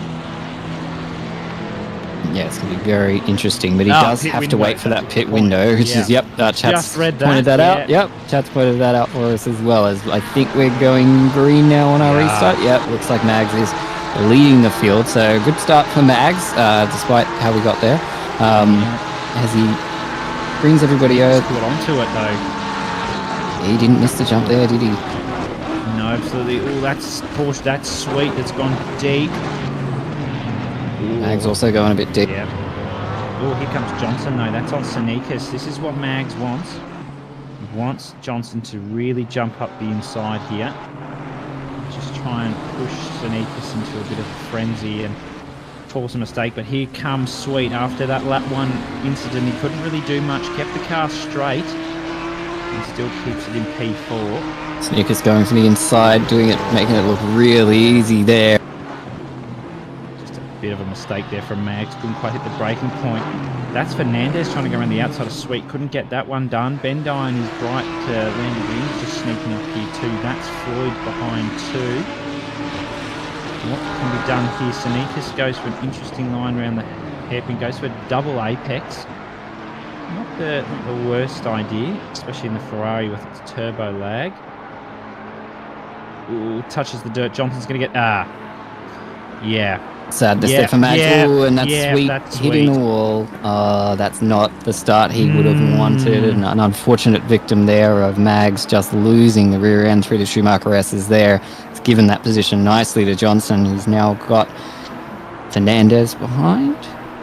This is... It's been an interesting start. Yeah, you're right, that is Fernandez. Bendai's there too. Floyd's still stuck in this one, so there's 2 positions for all these drivers. That's Johnson on the podium, Fernandez on the podium, not only overall, but winning the Pro Am class at the moment. Still an hour and 5 to go, so anything can happen here. What can Fernandez do? Can he put pressure on? Pit window open. Is anyone going to jump in the pits? Have to wait and see. A couple of drivers just down further and have back down a couple of positions just due to incidents that have happened. Fernandez is sticking the nose in there. Wow, big dive on Johnson. Johnson's going to go for the outside.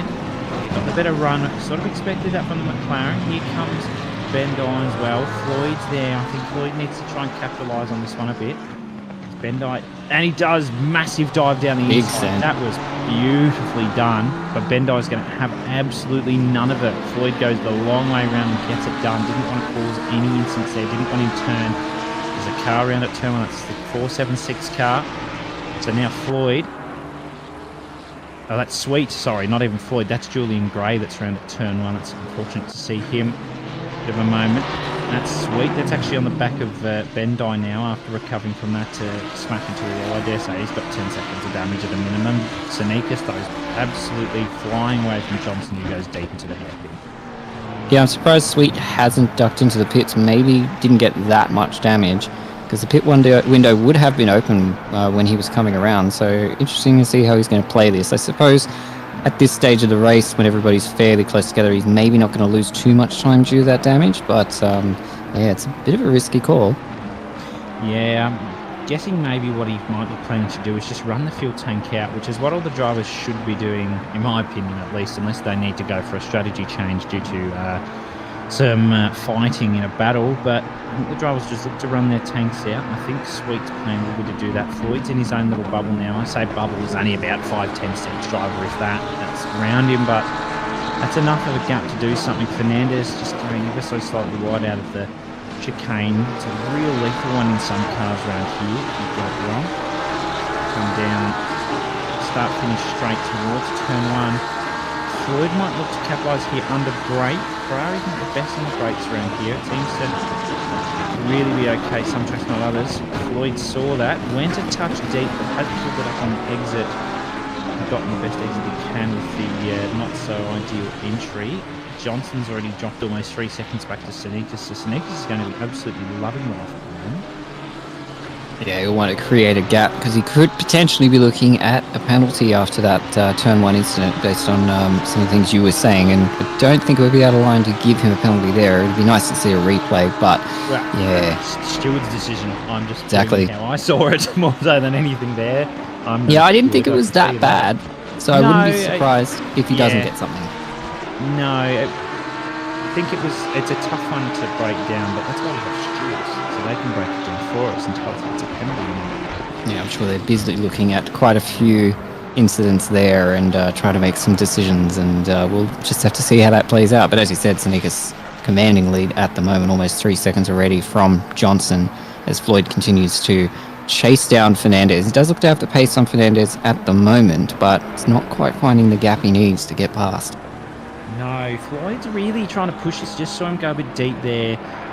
Might not be deep to the normal human being or anyone for that matter, but just missed the apex because he couldn't quite get that car stopped in time. Probably smashing the brakes, I dare say, to try and get it stopped. But it's got the slipstream nice coming out for the chicane now. Porsche should gain time here on the Ferrari. Yeah, and does, yep. As I suspected it would. Ferrari's pretty average through that final chicane, through that whole final sector. It's a very short final sector. It's only the chicane in the last corner. But that's okay. I'm suspecting a big move here from Floyd. He's going to go late on the brakes. There's a side by side, and Fernandez let him go past. I think maybe, yep, has done so, and that is that's this all play on the back of Sweet. I've just seen the shot there. Couldn't quite get that one done. That's Sweet on Bendai. So there's just action upon action. Little train a bit further back as well going on here. So a lot going. Oh dear, that's Johnson. Johnson's made a huge mistake. Floyd around the outside. Yes, that was very well timed. I think that was absolutely perfect. He's going to get this one on the inside. Unless Johnson holds it outside, which turns into the inside again, but Floyd says no thank you. Fernandez could actually get this one done. Goes way around the outside. Johnson does the right thing. Pushes him as wide as possible. Ooh, a bit of a tap there. But Johnson didn't give a lot of room there. Coming up to the hairpin now. Let's see how Fernandez, I suspect he'll... Ooh, he went later on the brakes. I'd have gone earlier, and now it's going to hit the dirt, and he's going to lose about 2 positions there. We might hold Sweet off. Oh my goodness, I thought there was going to be a tap there, but real loss there, Fernandez. I was really hoping that wouldn't happen for him, but that is racing, of course. Sweet does hit the dirt, though, so maybe Fernandez can look to capitalise. Sneaks to the inside, going to... Ooh, sticks behind, though. Yeah, it shows you just how much of a momentum track this is. You know, you lose a little bit, you go a little bit wide. It really does cost you through the preceding corners. You can't lose that momentum. Those small mistakes, we saw Johnson lose positions there, and then we saw the same thing happen to Fernandez, just losing time really easily, just unable to get back on that ideal line, because there aren't many options here at Nurburgring. There's one line, there's a couple of things you can do, but you pretty much fall off that ideal line and you can start to bleed time really easily, as we see Fernandez under attack now again from Thistlewaite in that Audi, doing very well at the moment. You probably want to catch Bendai and get that P1 for Pro-Am, and he's chasing down Fernandez here, who has been struggling a little bit. He's looking up in turn 1, but I think that's just a bit of a dummy move, just to sort of psych Fernandez out and add... 15-second penalty for Senekis for that one collision. Yep, that's a big one. And it's been given before he's pitted, so he's going to have to serve that in the pit. So that's going to bring him down quite a few positions. He will not be particularly happy with that one, but that's all a part of racing, isn't it? Yeah, unfortunate there for Senekis. Look, I'm not going to question what the steward's decisions there are. It was a tough one to call. I'm sure they had all the angles and got to see everybody's throttle inputs as we see Thistlewaite making a move there. Oh, that's a back mark we've got. Wow, we've got blue flags already. I'm not sure who that is then. I thought, so we've got back markers already. People doing early pit stops, people repairing damage, trying to make up for that lost time. But Fernandez just has lost a fair bit of time there. He's sort of dropped quite a few positions, unfortunately. Yeah, well, I mean, losing positions is unfortunate, but I think the key thing here, car 11's just copped a 15 second as well. Let's see how that one pops up in a second. consistency is key. Even, 70 minutes for 2 pit stops, you think, that's just 3 sprint stints, which, if you look at it, it is. But are you consistently fast? That's the question.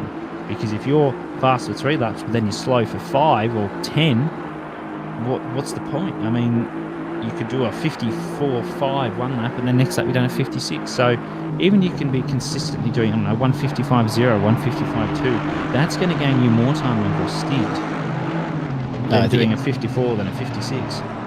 Yeah, I think you're absolutely right there. I actually saw that in my race. My first 2 stints were quite good, quite consistent. But as it got darker, I sort of lost a bit of track of my brake markers and made a few mistakes. And that cost me 2 positions easily just in the time loss there. So you're right, 100% there. It is all about, can you be consistent over those 3 very quick, sort of almost sprint stints.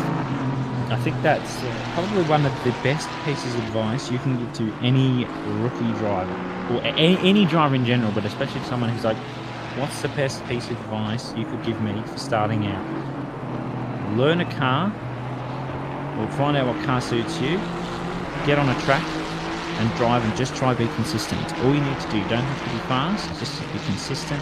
It's all you need to do. Yeah, maintain that delta, keep it within a few tenths, always doing the same lap times, even if you're 2 or 3 seconds off the ideal sort of times that you should be doing. That consistency really does pay dividends, even if drivers around you are a little bit faster. If they're not doing that same speed lap after lap, it definitely makes a big difference there. So yeah, I'd agree. That is very good advice for all the rookies out there. Chris Withers is actually in a very good position to keep consistent. Currently 1.5 behind Real and 2.5 to Stu Matthews. So this is where he can maintain his consistency as he misses the apex. So that's I'm not counting that a curse. That was just I don't know what that was, to be honest. That was just missing the apex, really. Coming down straight though.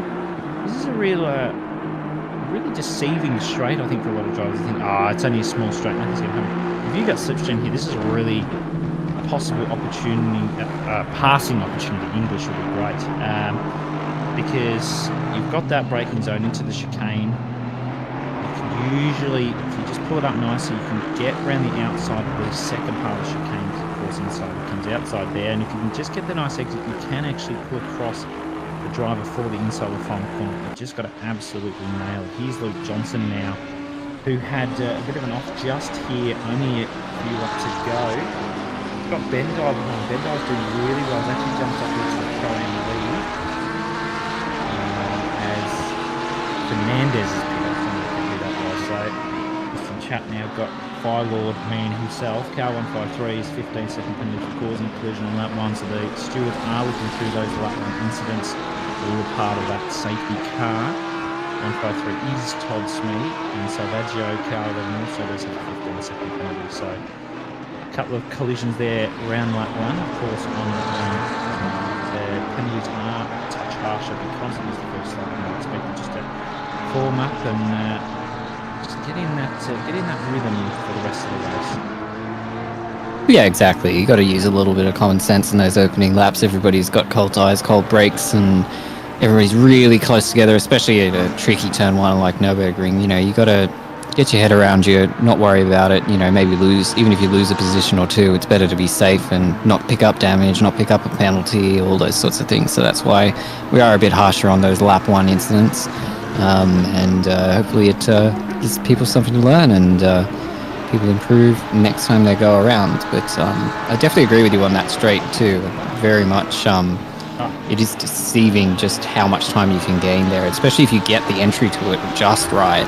You can gain so much time. It's actually why some of the cars like the Audi, which has got really good acceleration, do very well at Nurburgring. Even the Nissan, which is the car I'm pretty familiar with, is quite good at Nurburgring simply because it can just absolutely fire out of that corner. Yeah, that's what I need to correct an error that I made in saying that Fernandez was pit. You hadn't. I completely forgot about the incident with Schumacher races. We see 476, that's Julian Gray, 15-second penalty for collision on lap 3. So we're off lap 1 incidents now.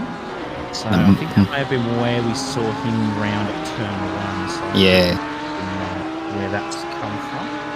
Corey Sweet, though, after that Schumacher S incident, has jumped back up to P5. I think there's a little bit of fighting going up ahead. It's not sure who that is, though. It might be an Audi. Is it an Audi? This looks like a back marker, potentially. Actually, it can't be an Audi because we've only got one Audi, and that's Sisselthwaite. But that is him. Huh? We've magically got another Audi in the split now. Yeah, there might be one further down the tower. I'm not sure either. Whoa, that's Fleming though. I know that McLaren if I've seen one. This is Johnson, Bendai and Sweet. Sweet's taking the opportunity. Bendai's made a massive mistake there. That's Fernandez getting in on this as well. So everybody's trying to capitalise on everyone's mistakes. Fernandez just needs to keep on track. Wow, that was a really nice pass around the outside for Fernandez. Now I need to find out who this Audi is. I need to find out. I need to know. Is that Bendai back there losing positions? I've completely lost track now. I can't tell who's a blue flag. That's okay, Jake Graham there. Okay, good to know. We sorted that one out. Bendai's just lost multiple positions after going extremely wide and having about 3 cars, but all the pressure in the world on him. You've got straight past, so that's not what you want to see. I mean, 50 minutes though, 2 pit stops still, anything can happen, and Bendai has almost rear-ended Thistlethwaite. I was clenched there. I don't know about you, Mike. I was very clenched. Yeah, definitely very, very close there, but has managed to pull it up and pull out of it, thankfully. So no penalties coming there, and everybody's getting through. As Johnson once again going wide, struggling with that McLaren. That McLaren can be very spicy. Oh, on the exit. Oh, was there a tap there, or is he just sort of pulled aside? I think that might have... Yeah, I think he just lost it. That rear end on that McLaren can be very unpredictable at times, especially if you sort of catch it offline or you get into a bit of the dirty side of the track. It's a fast car, but it can be a bit of a handful at times. Yeah, and especially as I unfortunately discovered yesterday, some parts of the track, it's a little bit dirty, and you've got that gravel a little bit on the track. That will bring the rear end around so quickly, or can over-rotate the car on the curb. It is so lethal if you get it wrong. Yeah, it's got a very different characteristic to, I think, any other car that I've driven, the McLaren. I've never had another car where I've sort of felt that sort of lightness in the rear end, and it's hard to catch, even more so than even some of the other sort of more spicy cars like the old Porsche. It's hard to, I was going to say, it's hard to catch. Have you driven the Porsche? Not the 992 extensively enough. Well, you know how you have grip? Yes. No. Okay. Yeah, that's pretty much how I describe the Porsche. I don't gel with that thing at all. Just because it's very little grip on it. It's fast. I will give you that. It's very fast, but yeah, grip is deleted. Well, it doesn't seem to be doing Floyd or Sweet any problems at the moment as they sit there in P2 and P3. Sweet doing very well considering, that pretty decent hit at the wall. I can't imagine he didn't pick up at least 10 seconds of damage from that smack. So it'll be interesting to see if he repairs that damage, because the pace doesn't seem too bad. Wow, there's a sea of 15-second penalties. Car 78 collision on lap 3. So I think we're going to have a few upsetty spaghetti drivers here with these 15-second penalties, but no one will probably be, to be honest, more upset than Jean-Pierre Sonitas. Or in English, John Peter, if you want to be specific. Yeah, well, he's edging out that gap though. He's almost got it up to 10 seconds now. So if he keeps this pace up, he'll at least be able to offset some of the damage that Floyd's going to be doing. Yeah, but if you look at it, I mean, that's, what have they got, 8, 12 and a half seconds. 15's actually going to bring him P7 overall. That's not where you want to be. Definitely not where he wants to be.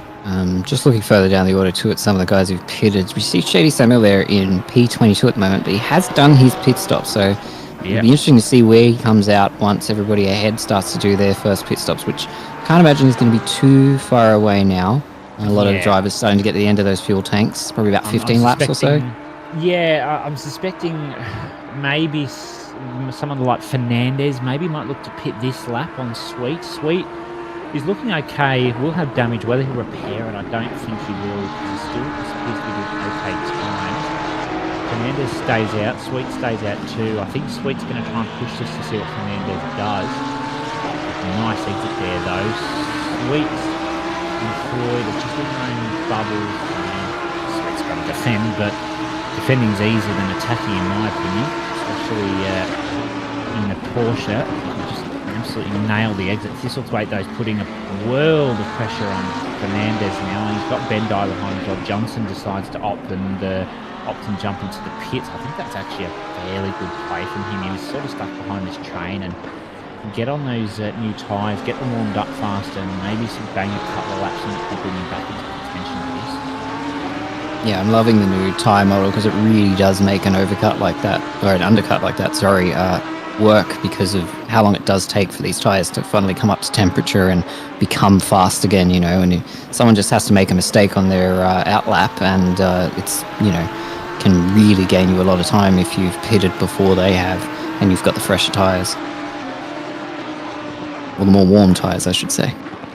Yeah, I was going to say, because the driver who pits later, it's going to take them, you know, they're not going to have the warmer tyres, as you say, but they're also going to have faster times because they've pitted later, whereas you might be consistently, I don't know, 55.5 for example, or 55 flat, or however you go about it.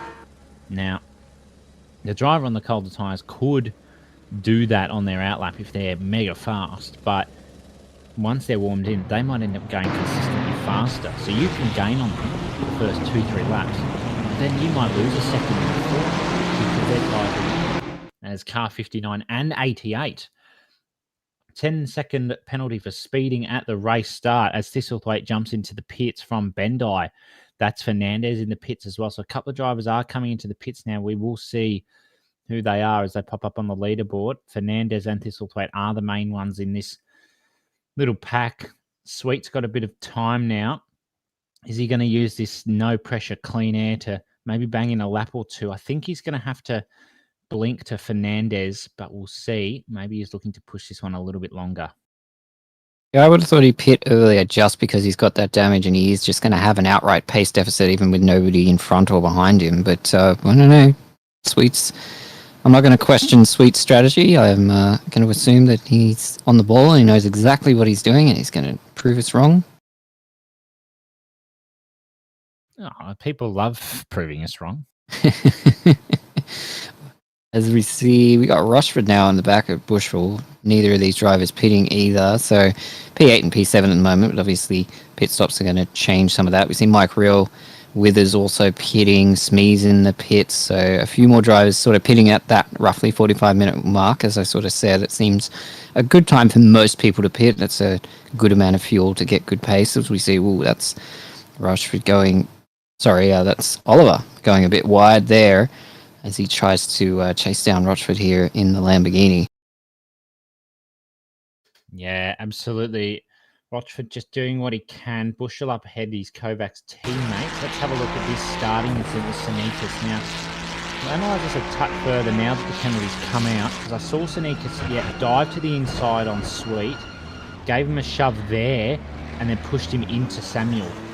I don't think that was, in my opinion, that wasn't on purpose. That's just how it played out with him going deep. And then Mags just went straight through and the safety car came into the mix. So, unfortunate one there for Sanikas. Just did the right thing in terms of taking advantage of the poor start of Sweet, but couldn't quite pull that up. But that's lap one. We're actually on lap 13 now. 14, in fact, as we just see. I think that was Bushell, in the pits. Rochford now. He's got Pat Oliver on the rear, so he's going to look to the outside, I reckon. Oliver might go a bit deeper. Goes a lot deeper, in fact. Going to go around the outside.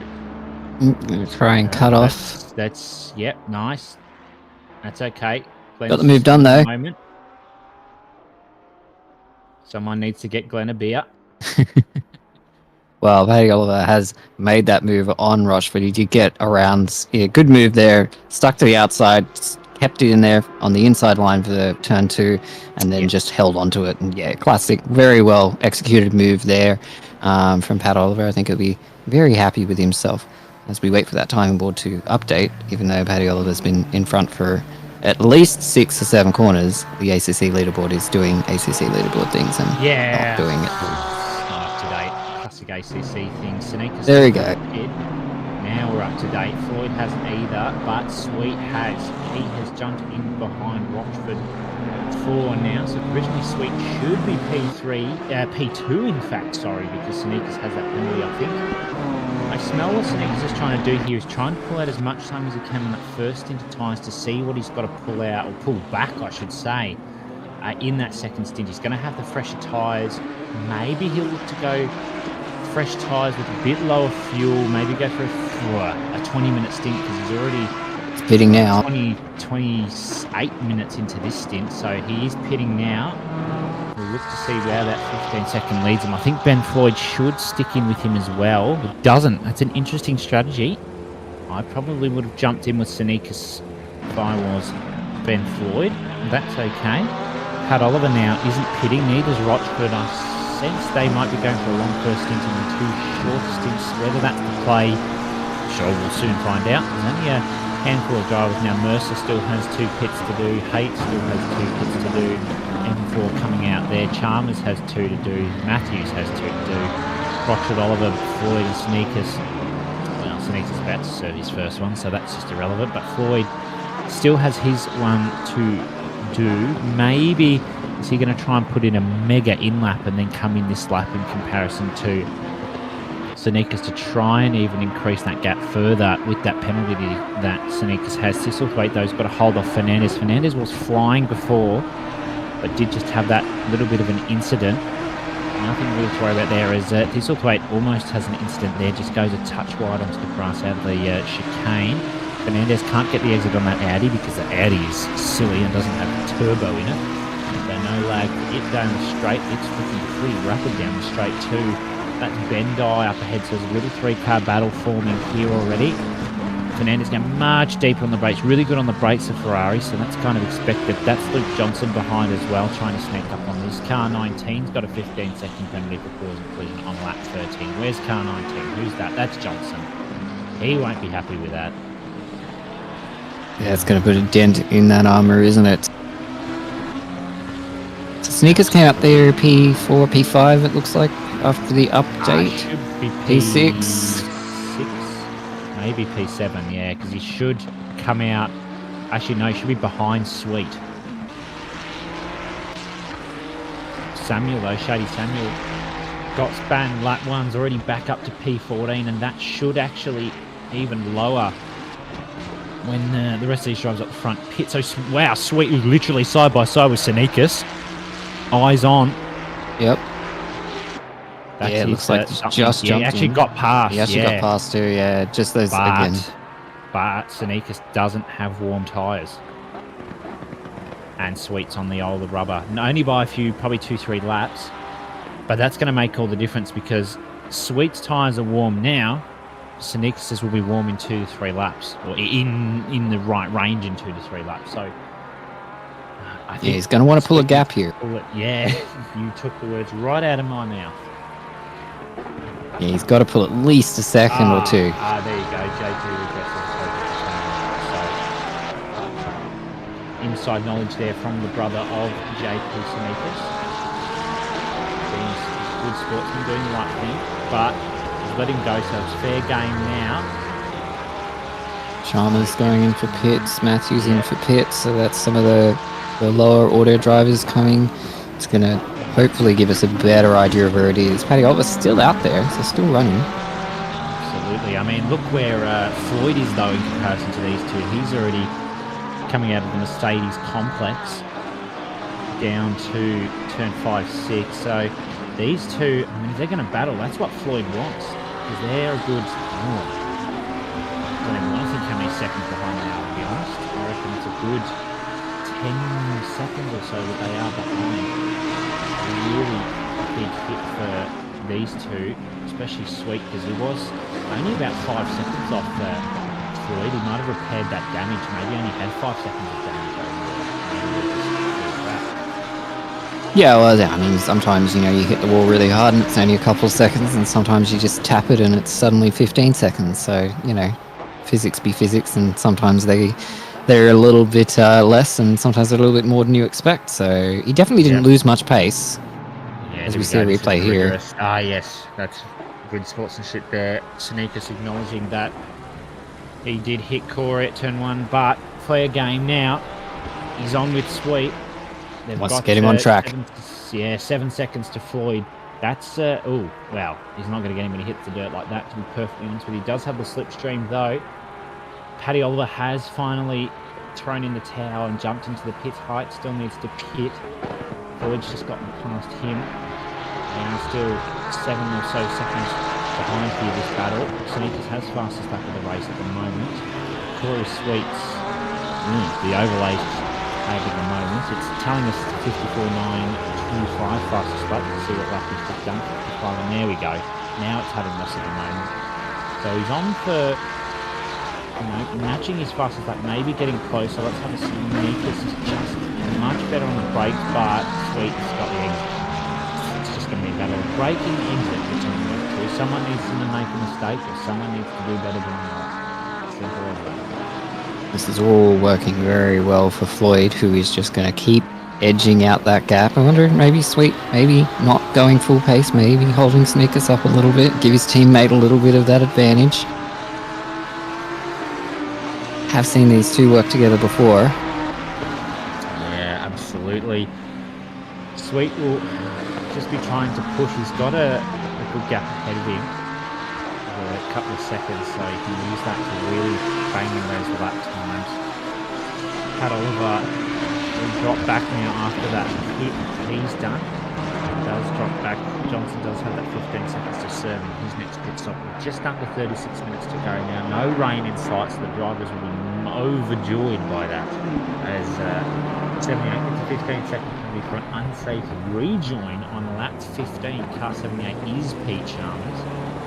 So that's really what you want to see with Pete Chalmers. Not a good day for him so far.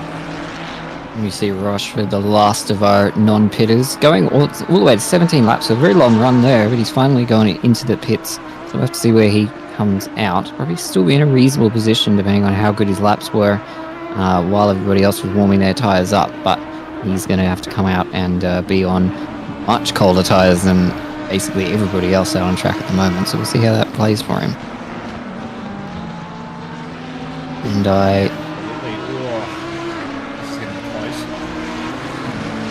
V10 versus V10. Which V10 is better? It's the same V10. But they sound different, and that's all that matters. Whoa, well, that's put away. deep. Going very deep there. He's not going to be able to pull that up, I don't think. No, he's completely lost that. Bendai very smartly holding on to that line there. I wonder what our commentary would sound like if there was nothing on the screen. You just hear us saying he's going deep, and then you'd wonder, Oh, yeah, no, it's best to not listen to the audio-only commentary. It's best not to even think about it or consider it. No. Just watch what's going on. Yeah. That's all that matters. Ooh, who's that? Is that a blue flag? What's going on there? I think he's letting some Very drivers slow car. over that blue flag. Yeah. Very Must have slow been a blue indeed. flag. Was that 476? That's Julian Gray. Blue flag letting people pass. Good decision there. Does have a penalty, unfortunately. So it's P25 though, so not in a bad position as of yet. Bendai's trying to defend Thistle Point with his life. Sweet and Sneakers are still going at this. They've lost 4 tenths to Floyd. They will not be particularly impressed with that. Yep, Sweet holds the inside. I saw Sneakers get the much better run. He's going to look to the outside. What can Sneakers do? Yeah, backed off. He knew he was going to hit Corey there, so that's really nicely played from Sneakers, just acknowledging to Sweet who was going to hit him. Backed off. Sweet moved as far across as he could, as quickly as he could. It still wasn't enough, unfortunately, for Sneakers, so had to back out of it. Still is going to have the slipstream, though, and does. Coming through the chicane, the Porsche should get away here. And does, because Ferrari, I don't know, just Ferrari, I don't really have an answer for that. Turbo's still spooling. Well, no, it's just not good through there, suspension-wise. I don't know why. The previous Ferrari was even worse through this. We don't talk about that. Heading back a little bit, you can see Drea here and Bushel behind, closing very quickly. You see Rushford managed to come out at P10 there, so not a bad first stint from him. Even though he went a bit longer, still in a reasonably good position.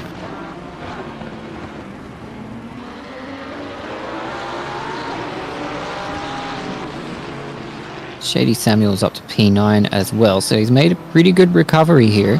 Be interesting to see when he pits what he did with his fuel, what kind of strategy he's on now, because he did a very early pit stop, thanks to just getting absolutely totaled in turn 1 there.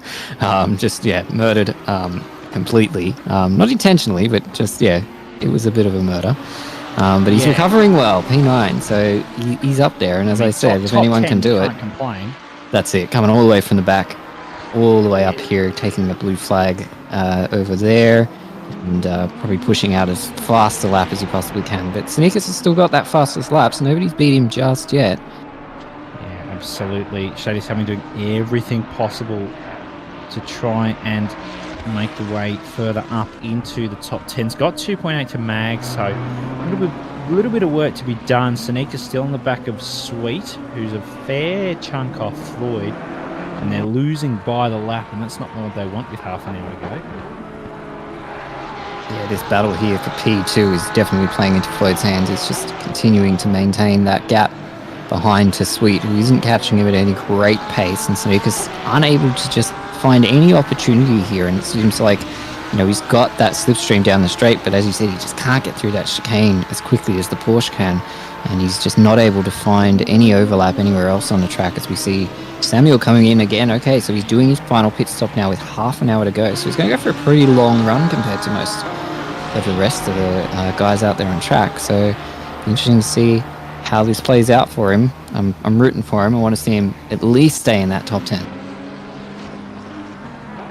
Yeah, absolutely. I do feel a bit sorry because having to put in more fuel is going to increase the tyre wear because the car's heavier. So, especially in the Lambo, the Lambo's not too bad on tyre wear from what I've seen and experienced myself. So, just speaking from little experience because 90% of my time has been spent in the Ferrari. I think just going to have to do the best you can for now.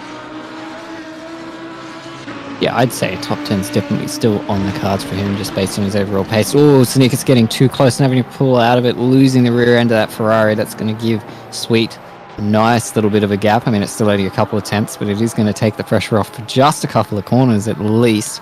As we can see, Sneaker's just pushing really hard to try and find that gap, try and find somewhere where Sweet is, a little bit weak, but I think Sweet's just too consistent, too smooth in all his lines. He's just not making the mistakes and giving any opportunities. He's driving very well.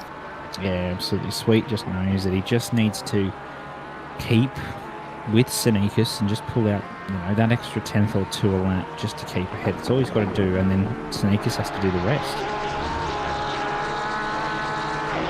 There's the defending part as well. I sensed something. That's a bold move, in my opinion, from Sneakers. That's really bold because more fuel, and the the Ferrari on.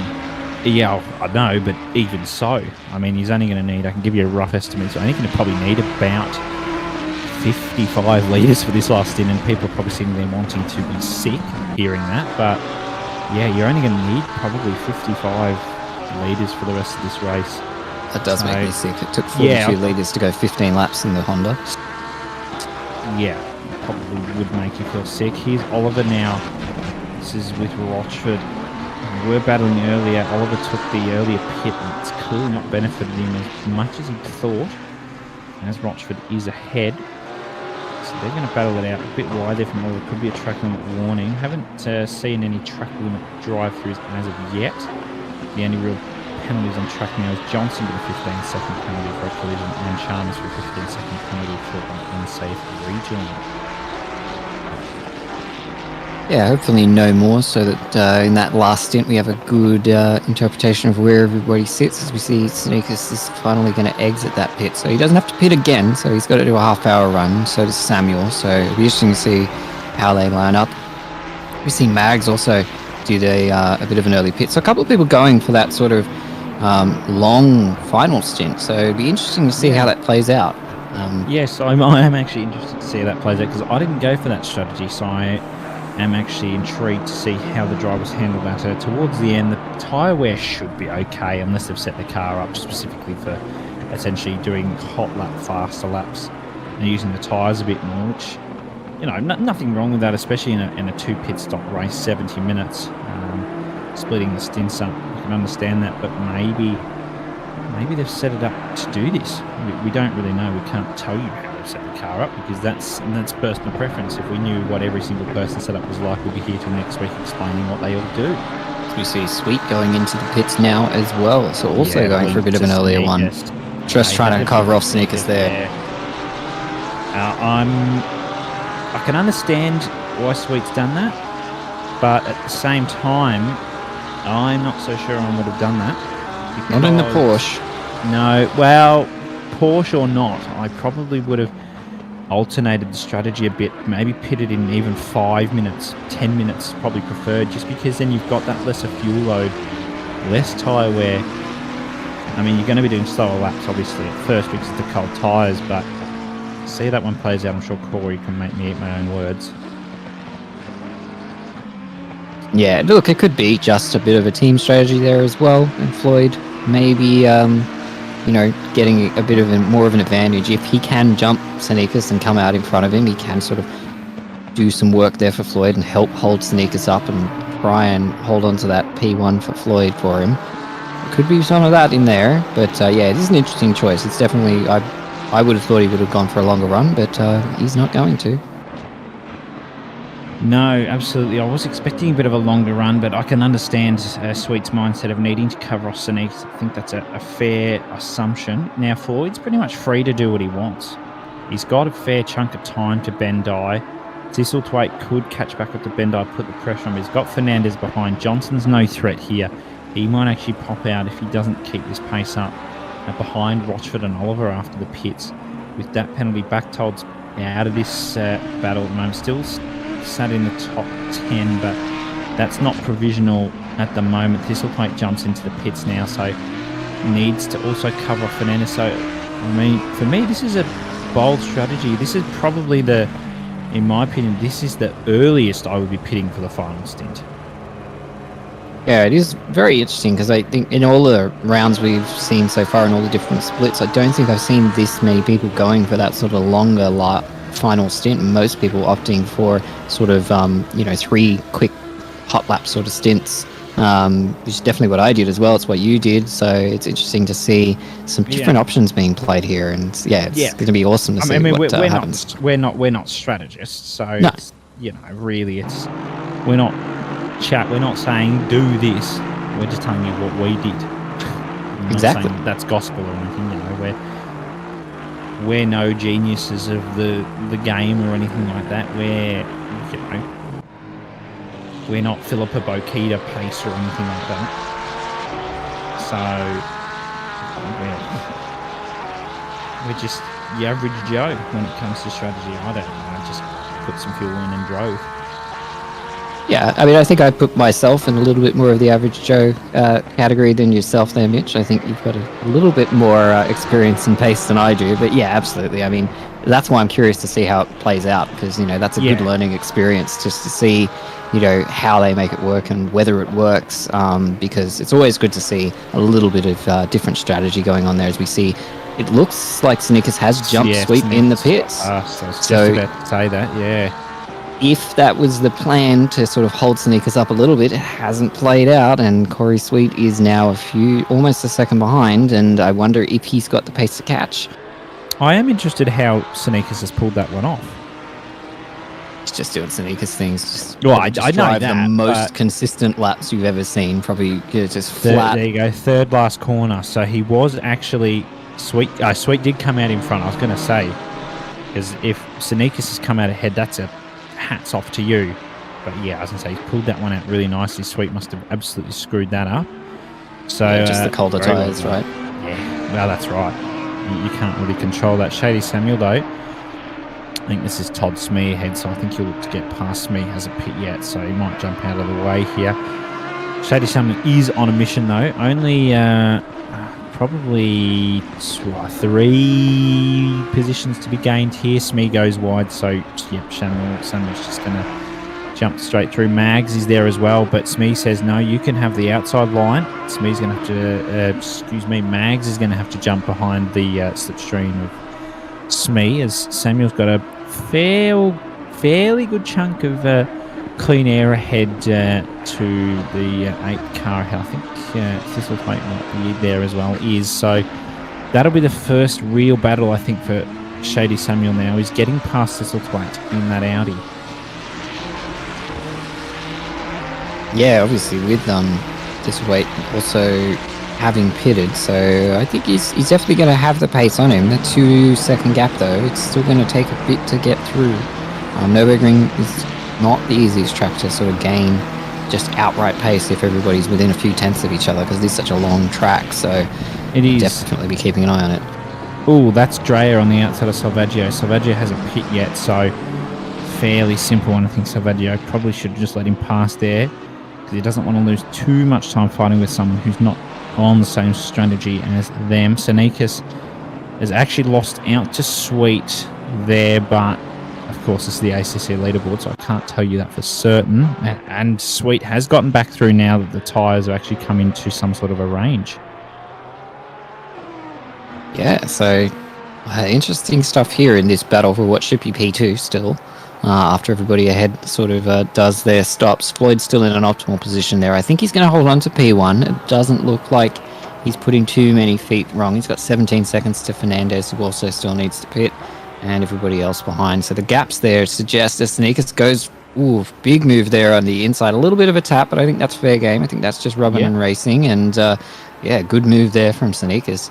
As I was looking at the leaderboard, he did that within the time I darted my eyes across the screen, and then he's just gone for the send. Yeah, absolutely. Now, they're provisionally at the front of the pack. Floyd will be the one that provisionally comes out in P1. Bendai has jumped into the pits. He's just jumped off the jack, so he's going to start rolling down pit lane. Will come out behind these two. Not too far behind them, admittedly. He's done very well this race. He's just going to be right there, in fact. Yeah, I think Bendai just doing exactly what you were saying at the beginning, just being very consistent with his pace, and it's done him well. He's just holding on to all of these really fast guys here as we get a replay. So this is what happened to Sanikas and how he lost that position to Sweet. Yeah, Herb killed him just a little bit there. I had the exact same thing in my race. I did that exact thing. I don't know why. The Ferrari just didn't like it. So, still side by side though. That's great battling for both drivers. Yeah, just a bit of a kiss. Just a kiss there, but still managed to hold on to it there, which is, taking advantage of another driver's mistake. I mean, that's how you do it. Yeah, absolutely. But as we see, Sneakers is back past Sweet now, so he really needs to find the sweet spot here and pull the times out of that Ferrari. Does have a touch more fuel than Sweet. It's really nothing in comparison. Anyway, probably still has less fuel even when pitted earlier in comparison to Sweet, because Ferrari things. But people can complain all they want. That is how the Ferrari runs in real life, with the less amount of fuel. Yeah, I mean, absolutely. There's all sorts of different cars that have those different advantages. Again, from my experience with the Nissan, that's one of the Nissan's advantages. It doesn't use a lot of fuel. It has a really big fuel tank. Yes, but you're also driving a brick house. Yeah, it's a fun brick house though. Look. I don't want any Nissan hate here. It's the best car. Nobody drives it just because people can't handle how good it is. Yeah, but I don't drive it because it's brick. It's a fun brick. It's the best Is brick. It? I mean, it and the Bentley, they're the best bricks in the game. The Bentley, I do like the Bentley. It's just slow. Yeah, I love how it drives. It's just slow, yeah. Yeah, it's unfortunate. I have a big soft spot for that Bentley. The Bentley, and I'll spring on the opportunity to drive that thing again. Absolutely. But one thing that Shady Samuel is doing is springing on the opportunity to get up to Thistlethwaite and get past. At the moment, they're P7 and 8. Ignore ACC having a moment again with its leaderboard, as it does every other day of the week. Coming through Mercedes Arena. Yeah, he's pulled that gap up really quickly. It was about 2.5 seconds, so he's pulled 2 seconds. I don't know if this little weight's made a mistake or if it's just Shady Samuel doing Shady Samuel things and being absolutely rapid around this track. But yeah, he's definitely caught up quickly there, so I think Thistlethwaite's going to have a big fight on his hands here. Oh, absolutely. Thistlethwaite has definitely got his hands full with Shady Samuel behind. There we go. The leaderboard's finally caught on. Only took 400,000 years. They've got 6 seconds to Bendai, who's actually dropped a fair chunk back to that Sweet. Sneaks battle. Sweet's even dropped a long way back, so I think a mistake there for Sweet. Sneakus will be more than happy with that one. Floyd is in the pits. Will probably be about to jump off the jacks and make his way down the pit lane. Fernandez also in the pits. Rochford will probably pit soon. There's only 17 minutes to go, so anything can happen here. Yeah, I suspect we'll see the last of the late pitters coming in pretty soon as we see Floyd jump off the jacks now. So it'll be good to see where he ends up on track. Sometime ahead of Sneakus. Sneakus just crossed the finish line, so if I was Floyd though, I know Sneakus is on a mission. He's probably about 10 seconds behind, 10, 15, so probably not 15 looking at that track map, but probably 10 seconds behind. If I was Floyd, I need to get a move on if I was Floyd, because the tyres will be cold. You won't be doing the optimum laps. Sneakus is in the zone. He's got the warm tyres. They're a bit worn, I'll admit, but I mean, Sneakus is in the hot seat here. I can tell you that. Although that's Fernandez ahead, isn't it? No, it's not. No. I saw a black Ferrari and just assumed it was Fernandez. Yeah, it's it. Look, it's an easy mistake to make. We should have a more reliable timing tower to actually give us the right information. But yeah, look, it looks like Sadiq's, he's come out. So about 10 seconds. So you were pretty much on the ball there with the 10-second prediction. That's a gap that I definitely think Sneakers can pull if Floyd doesn't get a move on, as you say. And I think Floyd obviously going to have a couple of slowish kind of laps, whereas Sneakers will be at pretty much full pace now with the 15 minutes to go. Probably at a lower fuel load with, more warm tyres, but a little bit more tyre wear. But those tyres don't wear as much as the Porsche tyres do. But obviously, Floyd will be able to push a fair bit harder, having completely fresh rubber once they come up to temperature. So it's going to be interesting to see what Sneakers can do here. Yeah, absolutely. I mean, he's already closed 3/10, but whether that was... that's Fleming round.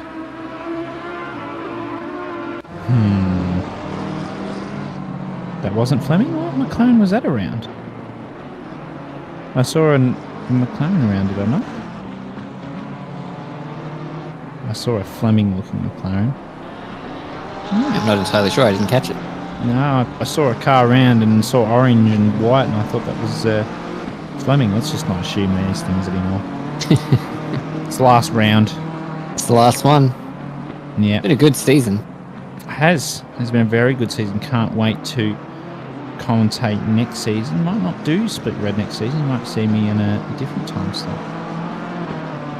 Yeah, it could be anyone. Could be us again together. It could be completely different commentary teams. It's always good to mix it up, I think, and change who's paired up with who at what time slots. So yeah, it'll be interesting.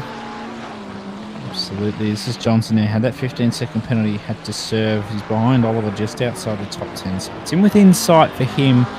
And I think he's more than capable of pulling that top 10 back. Shady Samuel has taken the fastest lap, though, so he is a man on a mission. 5 seconds off Fernandez. Can he get up to the top 5? Can he pull the 6 seconds in just under 14 minutes? I mean, if anyone can, it's Shady Samuel, and he's just pulled 1.1 seconds. Yeah, I think he's on for that P5. I think that's what he's chasing. He's got 13 minutes, so I think he can get there. I mean, if you look at it, if he's going to pull a second a lap in comparison to Fernandez, unless that was just a one-off thing, he could make it up to Sweet. Yeah, he could be right up on the diffuser of that Porsche. If he plays his cards right, depending on what Sweet's pace is like. You're right that Sweet's sort of pulled back a bit. I don't know if he's hit something, picked up some damage or something like that, or maybe he's just conserving the tyres a bit more, but he definitely has fallen off the back of Sneakers a bit, but that could just be Sneakers, absolutely.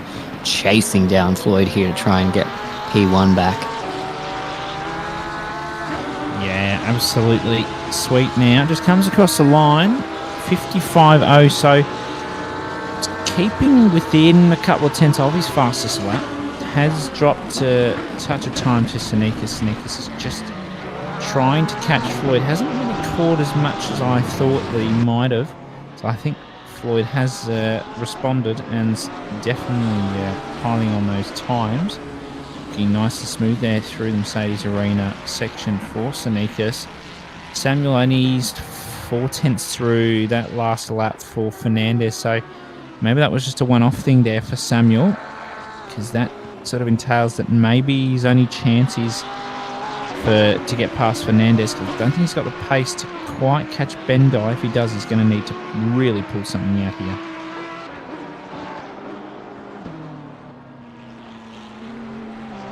Yeah, it's still kind of anybody's race. I think Floyd might have it here, just looking at the pace of Sneakers. He hasn't been able to take as much advantage of those fresher tyres on Floyd's car as he probably would have hoped.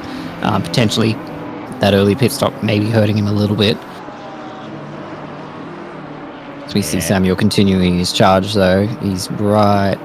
It's like a blue flag ahead of him, but he's still not far off Fernandez. Yeah, just will get past Chalmers. Here is Fernandez, the man that's being chased down by Shady Samuel. 4.4 second gap now. Fernandez is only 1.2 off Bendai. That gap stayed the same for the last lap, so maybe, just maybe, does Bendai have enough to hold off?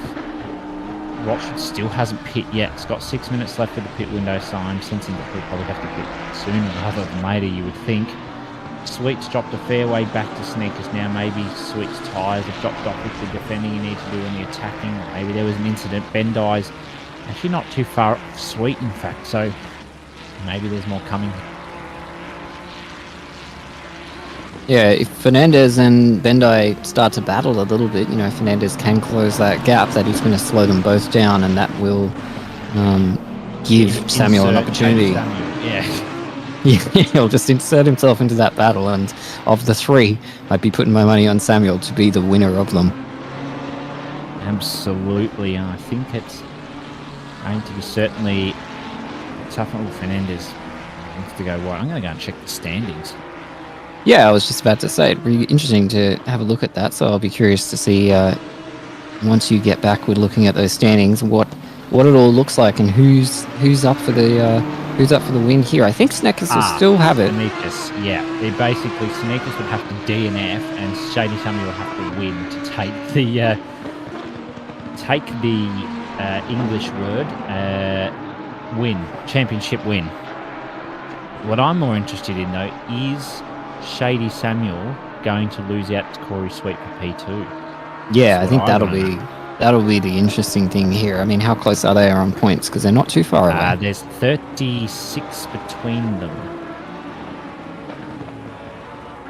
Let's find out what the points are between. So where's Sweet? So Sweet will be P3 as Rochford does come into the pits, and Samuel will be P6. I don't think that's going to be a 36-point gap. No, I think Samuel's looking pretty good, providing everything goes well and there's no death in these final 10 minutes. 25-point gap, so you're a quarter of the way there. So the current standings, Sneakers will take the championship win here in Split Red. Shady Samuel will stick it in P2. Corey Sweet will keep P3. Ben Floyd will stay in P4 as well. And Bendai is starting to catch Corey though. He is, and I think Fernandez will hold on to the Pro-Am Championship in this split. How about our M's? We've got P. Joseph there in P16 at the moment, leading that particular class. I'm not sure who's at the top of that class at the moment. We've got some unsportsmanlike conduct. Todd Smee is the leader by a reasonable margin. No, only 13 points to Stu Matthews, but he's beating Stu, so... Yeah, Stu doesn't look like he's had the best rate. Car 11 is Salvaggio. Unsportsmanlike conduct, lap 28, so only 2 laps to go. Yeah, perhaps a blue flag situation, or I'm not sure. Unsportsmanlike conduct's a bit vague as far as a penalty goes, so I'm not entirely sure what that'll be about. Maybe we get a replay. When but did that stop go come into the chat? 476.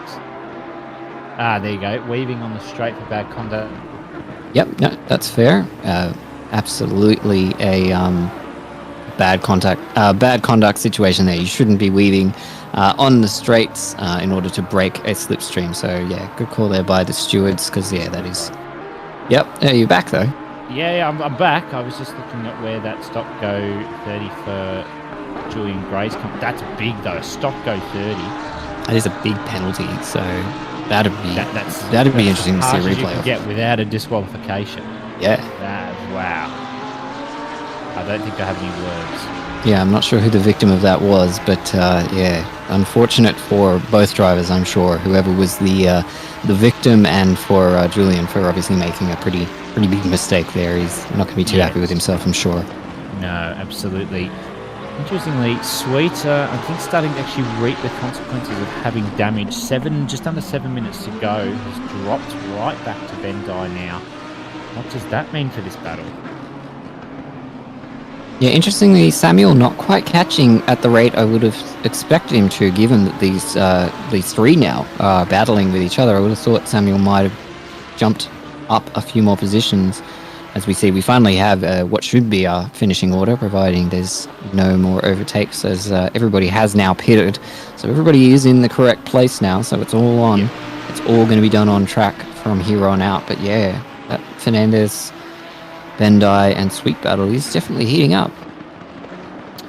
Absolutely. I think Sweet he's in a rough situation. He really needs to just push now if he's got the tyres left. Bendai doesn't quite need to defend yet from Samuel, but my goodness me, Bendai need to defend from Fernandez. Samuel's actually dropped back from Fernandez now, so maybe he's made a mistake or his tyres dropped off. He did pit with the half an hour, just over half an hour in fact left in this race. Now we're only down to 5 minutes 35 left, so I mean there's all to play for here, and Bendai is catching thick and fast here with Sweet. Car 20's just copped a 15-second penalty, causing a collision on lap 30. This is the weaving.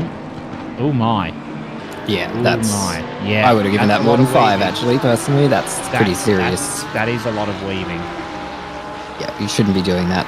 That's more weaving very unsportsmanlike. Than your nan's knitted scarf. That's what's going on there. That's a lot of weaving. Bendai, though, sticks the nose in there. Fernandez wants to get him on this now. Ooh, that is beautifully played from Fernandez. I don't even think Bendai was expecting that. I think he caught him napping there. He's got the inside. Wow. That's a godsend for Corey Sweet. Gives him a chance to get away. That's a move of the week. Fernandez, yeah, that's certainly a move of the week. Someone write that down. That's insane. But Corey Sweet's got a second to rest, but Fernandez is going to be hot on his heels soon. Sanika's 8.3 to Floyd, so nothing really, I think, will come of that. Thistle Plate's actually on the back of Shady Samuel. I think Shady Samuel maybe has made a mistake and has got damage or has got really worn tyres, because maybe he will get past there. Or perhaps he's just taking it easy because he knows he's pretty much sorted in his championship position, you know. Sanikas is catching a little bit on Floyd here. He's gained like a couple of tenths in the last lap or so, but I don't think there's enough time left for him to really challenge for P1. So I think Floyd's got this in the bag, but P3 at the moment there's definitely a battle going on here. Fernandez has looked the pacier of these three in the last few laps, as we see Sweet very slow there. So you're right, maybe that damage is starting to catch up with him and opting not to fix it, maybe giving him a bit of worry here. You know, the tyres on that Porsche may be going off a little. They'll certainly be going off.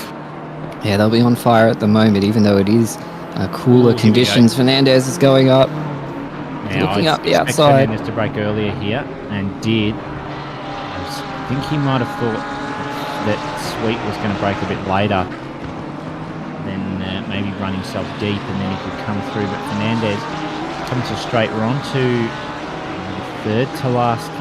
second to last lap. I'll get there eventually. So Floyd in the lead, Sanika's there, P2. They've got their position sorted, but this is the final podium positions. Fernandez just sends it, but nothing to really come of that. Bendai might look to put the pressure back on now. That's a blue flag behind, so don't worry about that. Sweet needs to get away now. He's got 2 laps to do it to hold on to the final podium position and keep that top 3 full of pros. What can Fernandez do here? Bendai can't. Oh, Sweet wide. They're all a bit wide. Fernandez needs to get a good run here on Sweet. Doesn't want to keep it to the final lap because that's just going to put extra pressure on him and extra pressure on Bendai. So they're in a bad position here, these two. I definitely noticed that as you got to these final couple of laps, the track did get more slippery in my stint. So that may be affecting them a little bit there. And it's also quite dark out there for them as well. So that can, kind of mess with where you're sighting your brake markers and all that kind of thing as well. So interesting to see. But this is a really tight battle here. Fernandez is still holding on to Sweet. It's all about defense now for Sweet. He's got no chance of catching up to Sneakers, so he's just going to put on the anchors, park on apexes, do as much as he can within the sportsmanlike practice. Obviously, is that coming up on what looks like some blue flags, which might add some spice to the to the battle. 8, I think. Yep, I think you're right there. So it might be a bit of light flashing from these drivers who want to get past. Everybody doing the right thing. Fernandez trying to capitalise, goes down. Oh, I thought he was going to go down there. Sticks the nose in though. Yeah, Sweet still had the better run because Porsche looks the outside. Bendai needs to really stick his nose in here if he wants a chance. We're on the final lap now. Start, finish, straight they go. Down to turn 1. That Porsche should have decent straight line. Fernandez will have the slipstream though. Is he going to go for a dive like he did before? I really hope not. And he does. Sweet definitely saw that coming again. You saw him break early.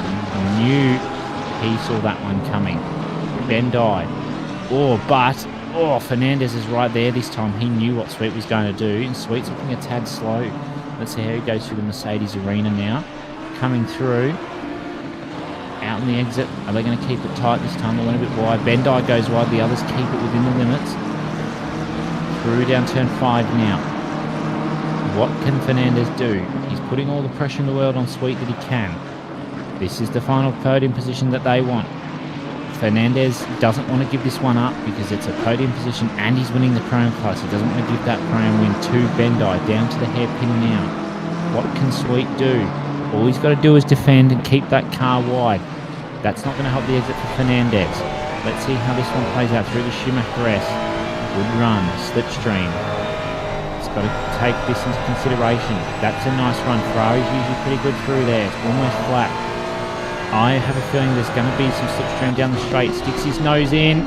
Oh, yep, has to back out of it. Goes wide. But can he get the run and the slipstream down here? I don't think so. It's a nice exit though, so maybe I'm about to eat my own words. Let's see how Fernandez does this. It's going to be all or nothing here for Fernandez. Needs to stick it up the inside, but Sweet, yep, does the right thing, but this turns into the inside for the next corner. They're going to go side by side, and there's some tapping, and that's Fernandez off the road. They're all going to... Oh my! Ooh, that's a rejoin. Oh, that's really... Wow. Oh, okay. I don't have words for what's just happened there. Fernandez line for P3, but stewards will be on that pretty quickly, I reckon, so I'm not going to call that the final result there. I will call the top 2 the final result, though. Yep, we didn't see them cross the line, but Floyd and Snippers getting P1 and P2 there. Sweet's just like, in the wall for me. Yeah, not going to be very happy, I think, with that. It was a bit of a tough one. They tried to go too wide through those chicanes. It was just never going to work. It's probably a little bit too adventurous from Fernandez there going for it. I wouldn't be surprised if there is a penalty, but God, that's hard to call. I don't envy the stewards who now have to make a decision post-race, unfortunately. So the standings may change a little bit from what they are at the moment. But regardless, good racing, especially at the end there. That was really nice and close. So, looking at this, if Sweet doesn't get... I'm just looking. Sweet may have actually lost P3 in the championship because of that.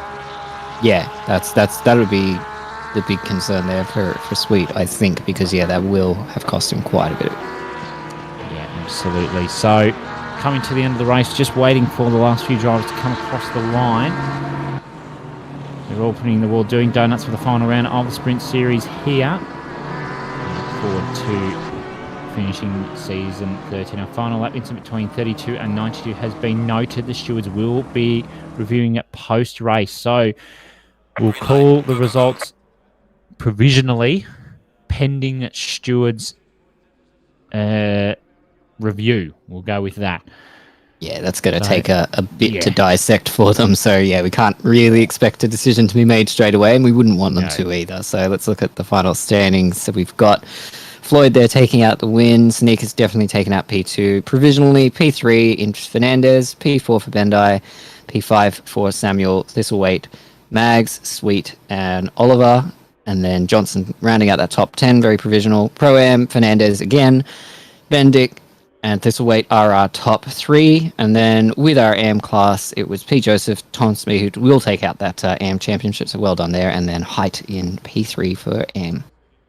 Absolutely. Some great racing today between blue and red. Some penalties, some Robbins racing, but that's all part of it.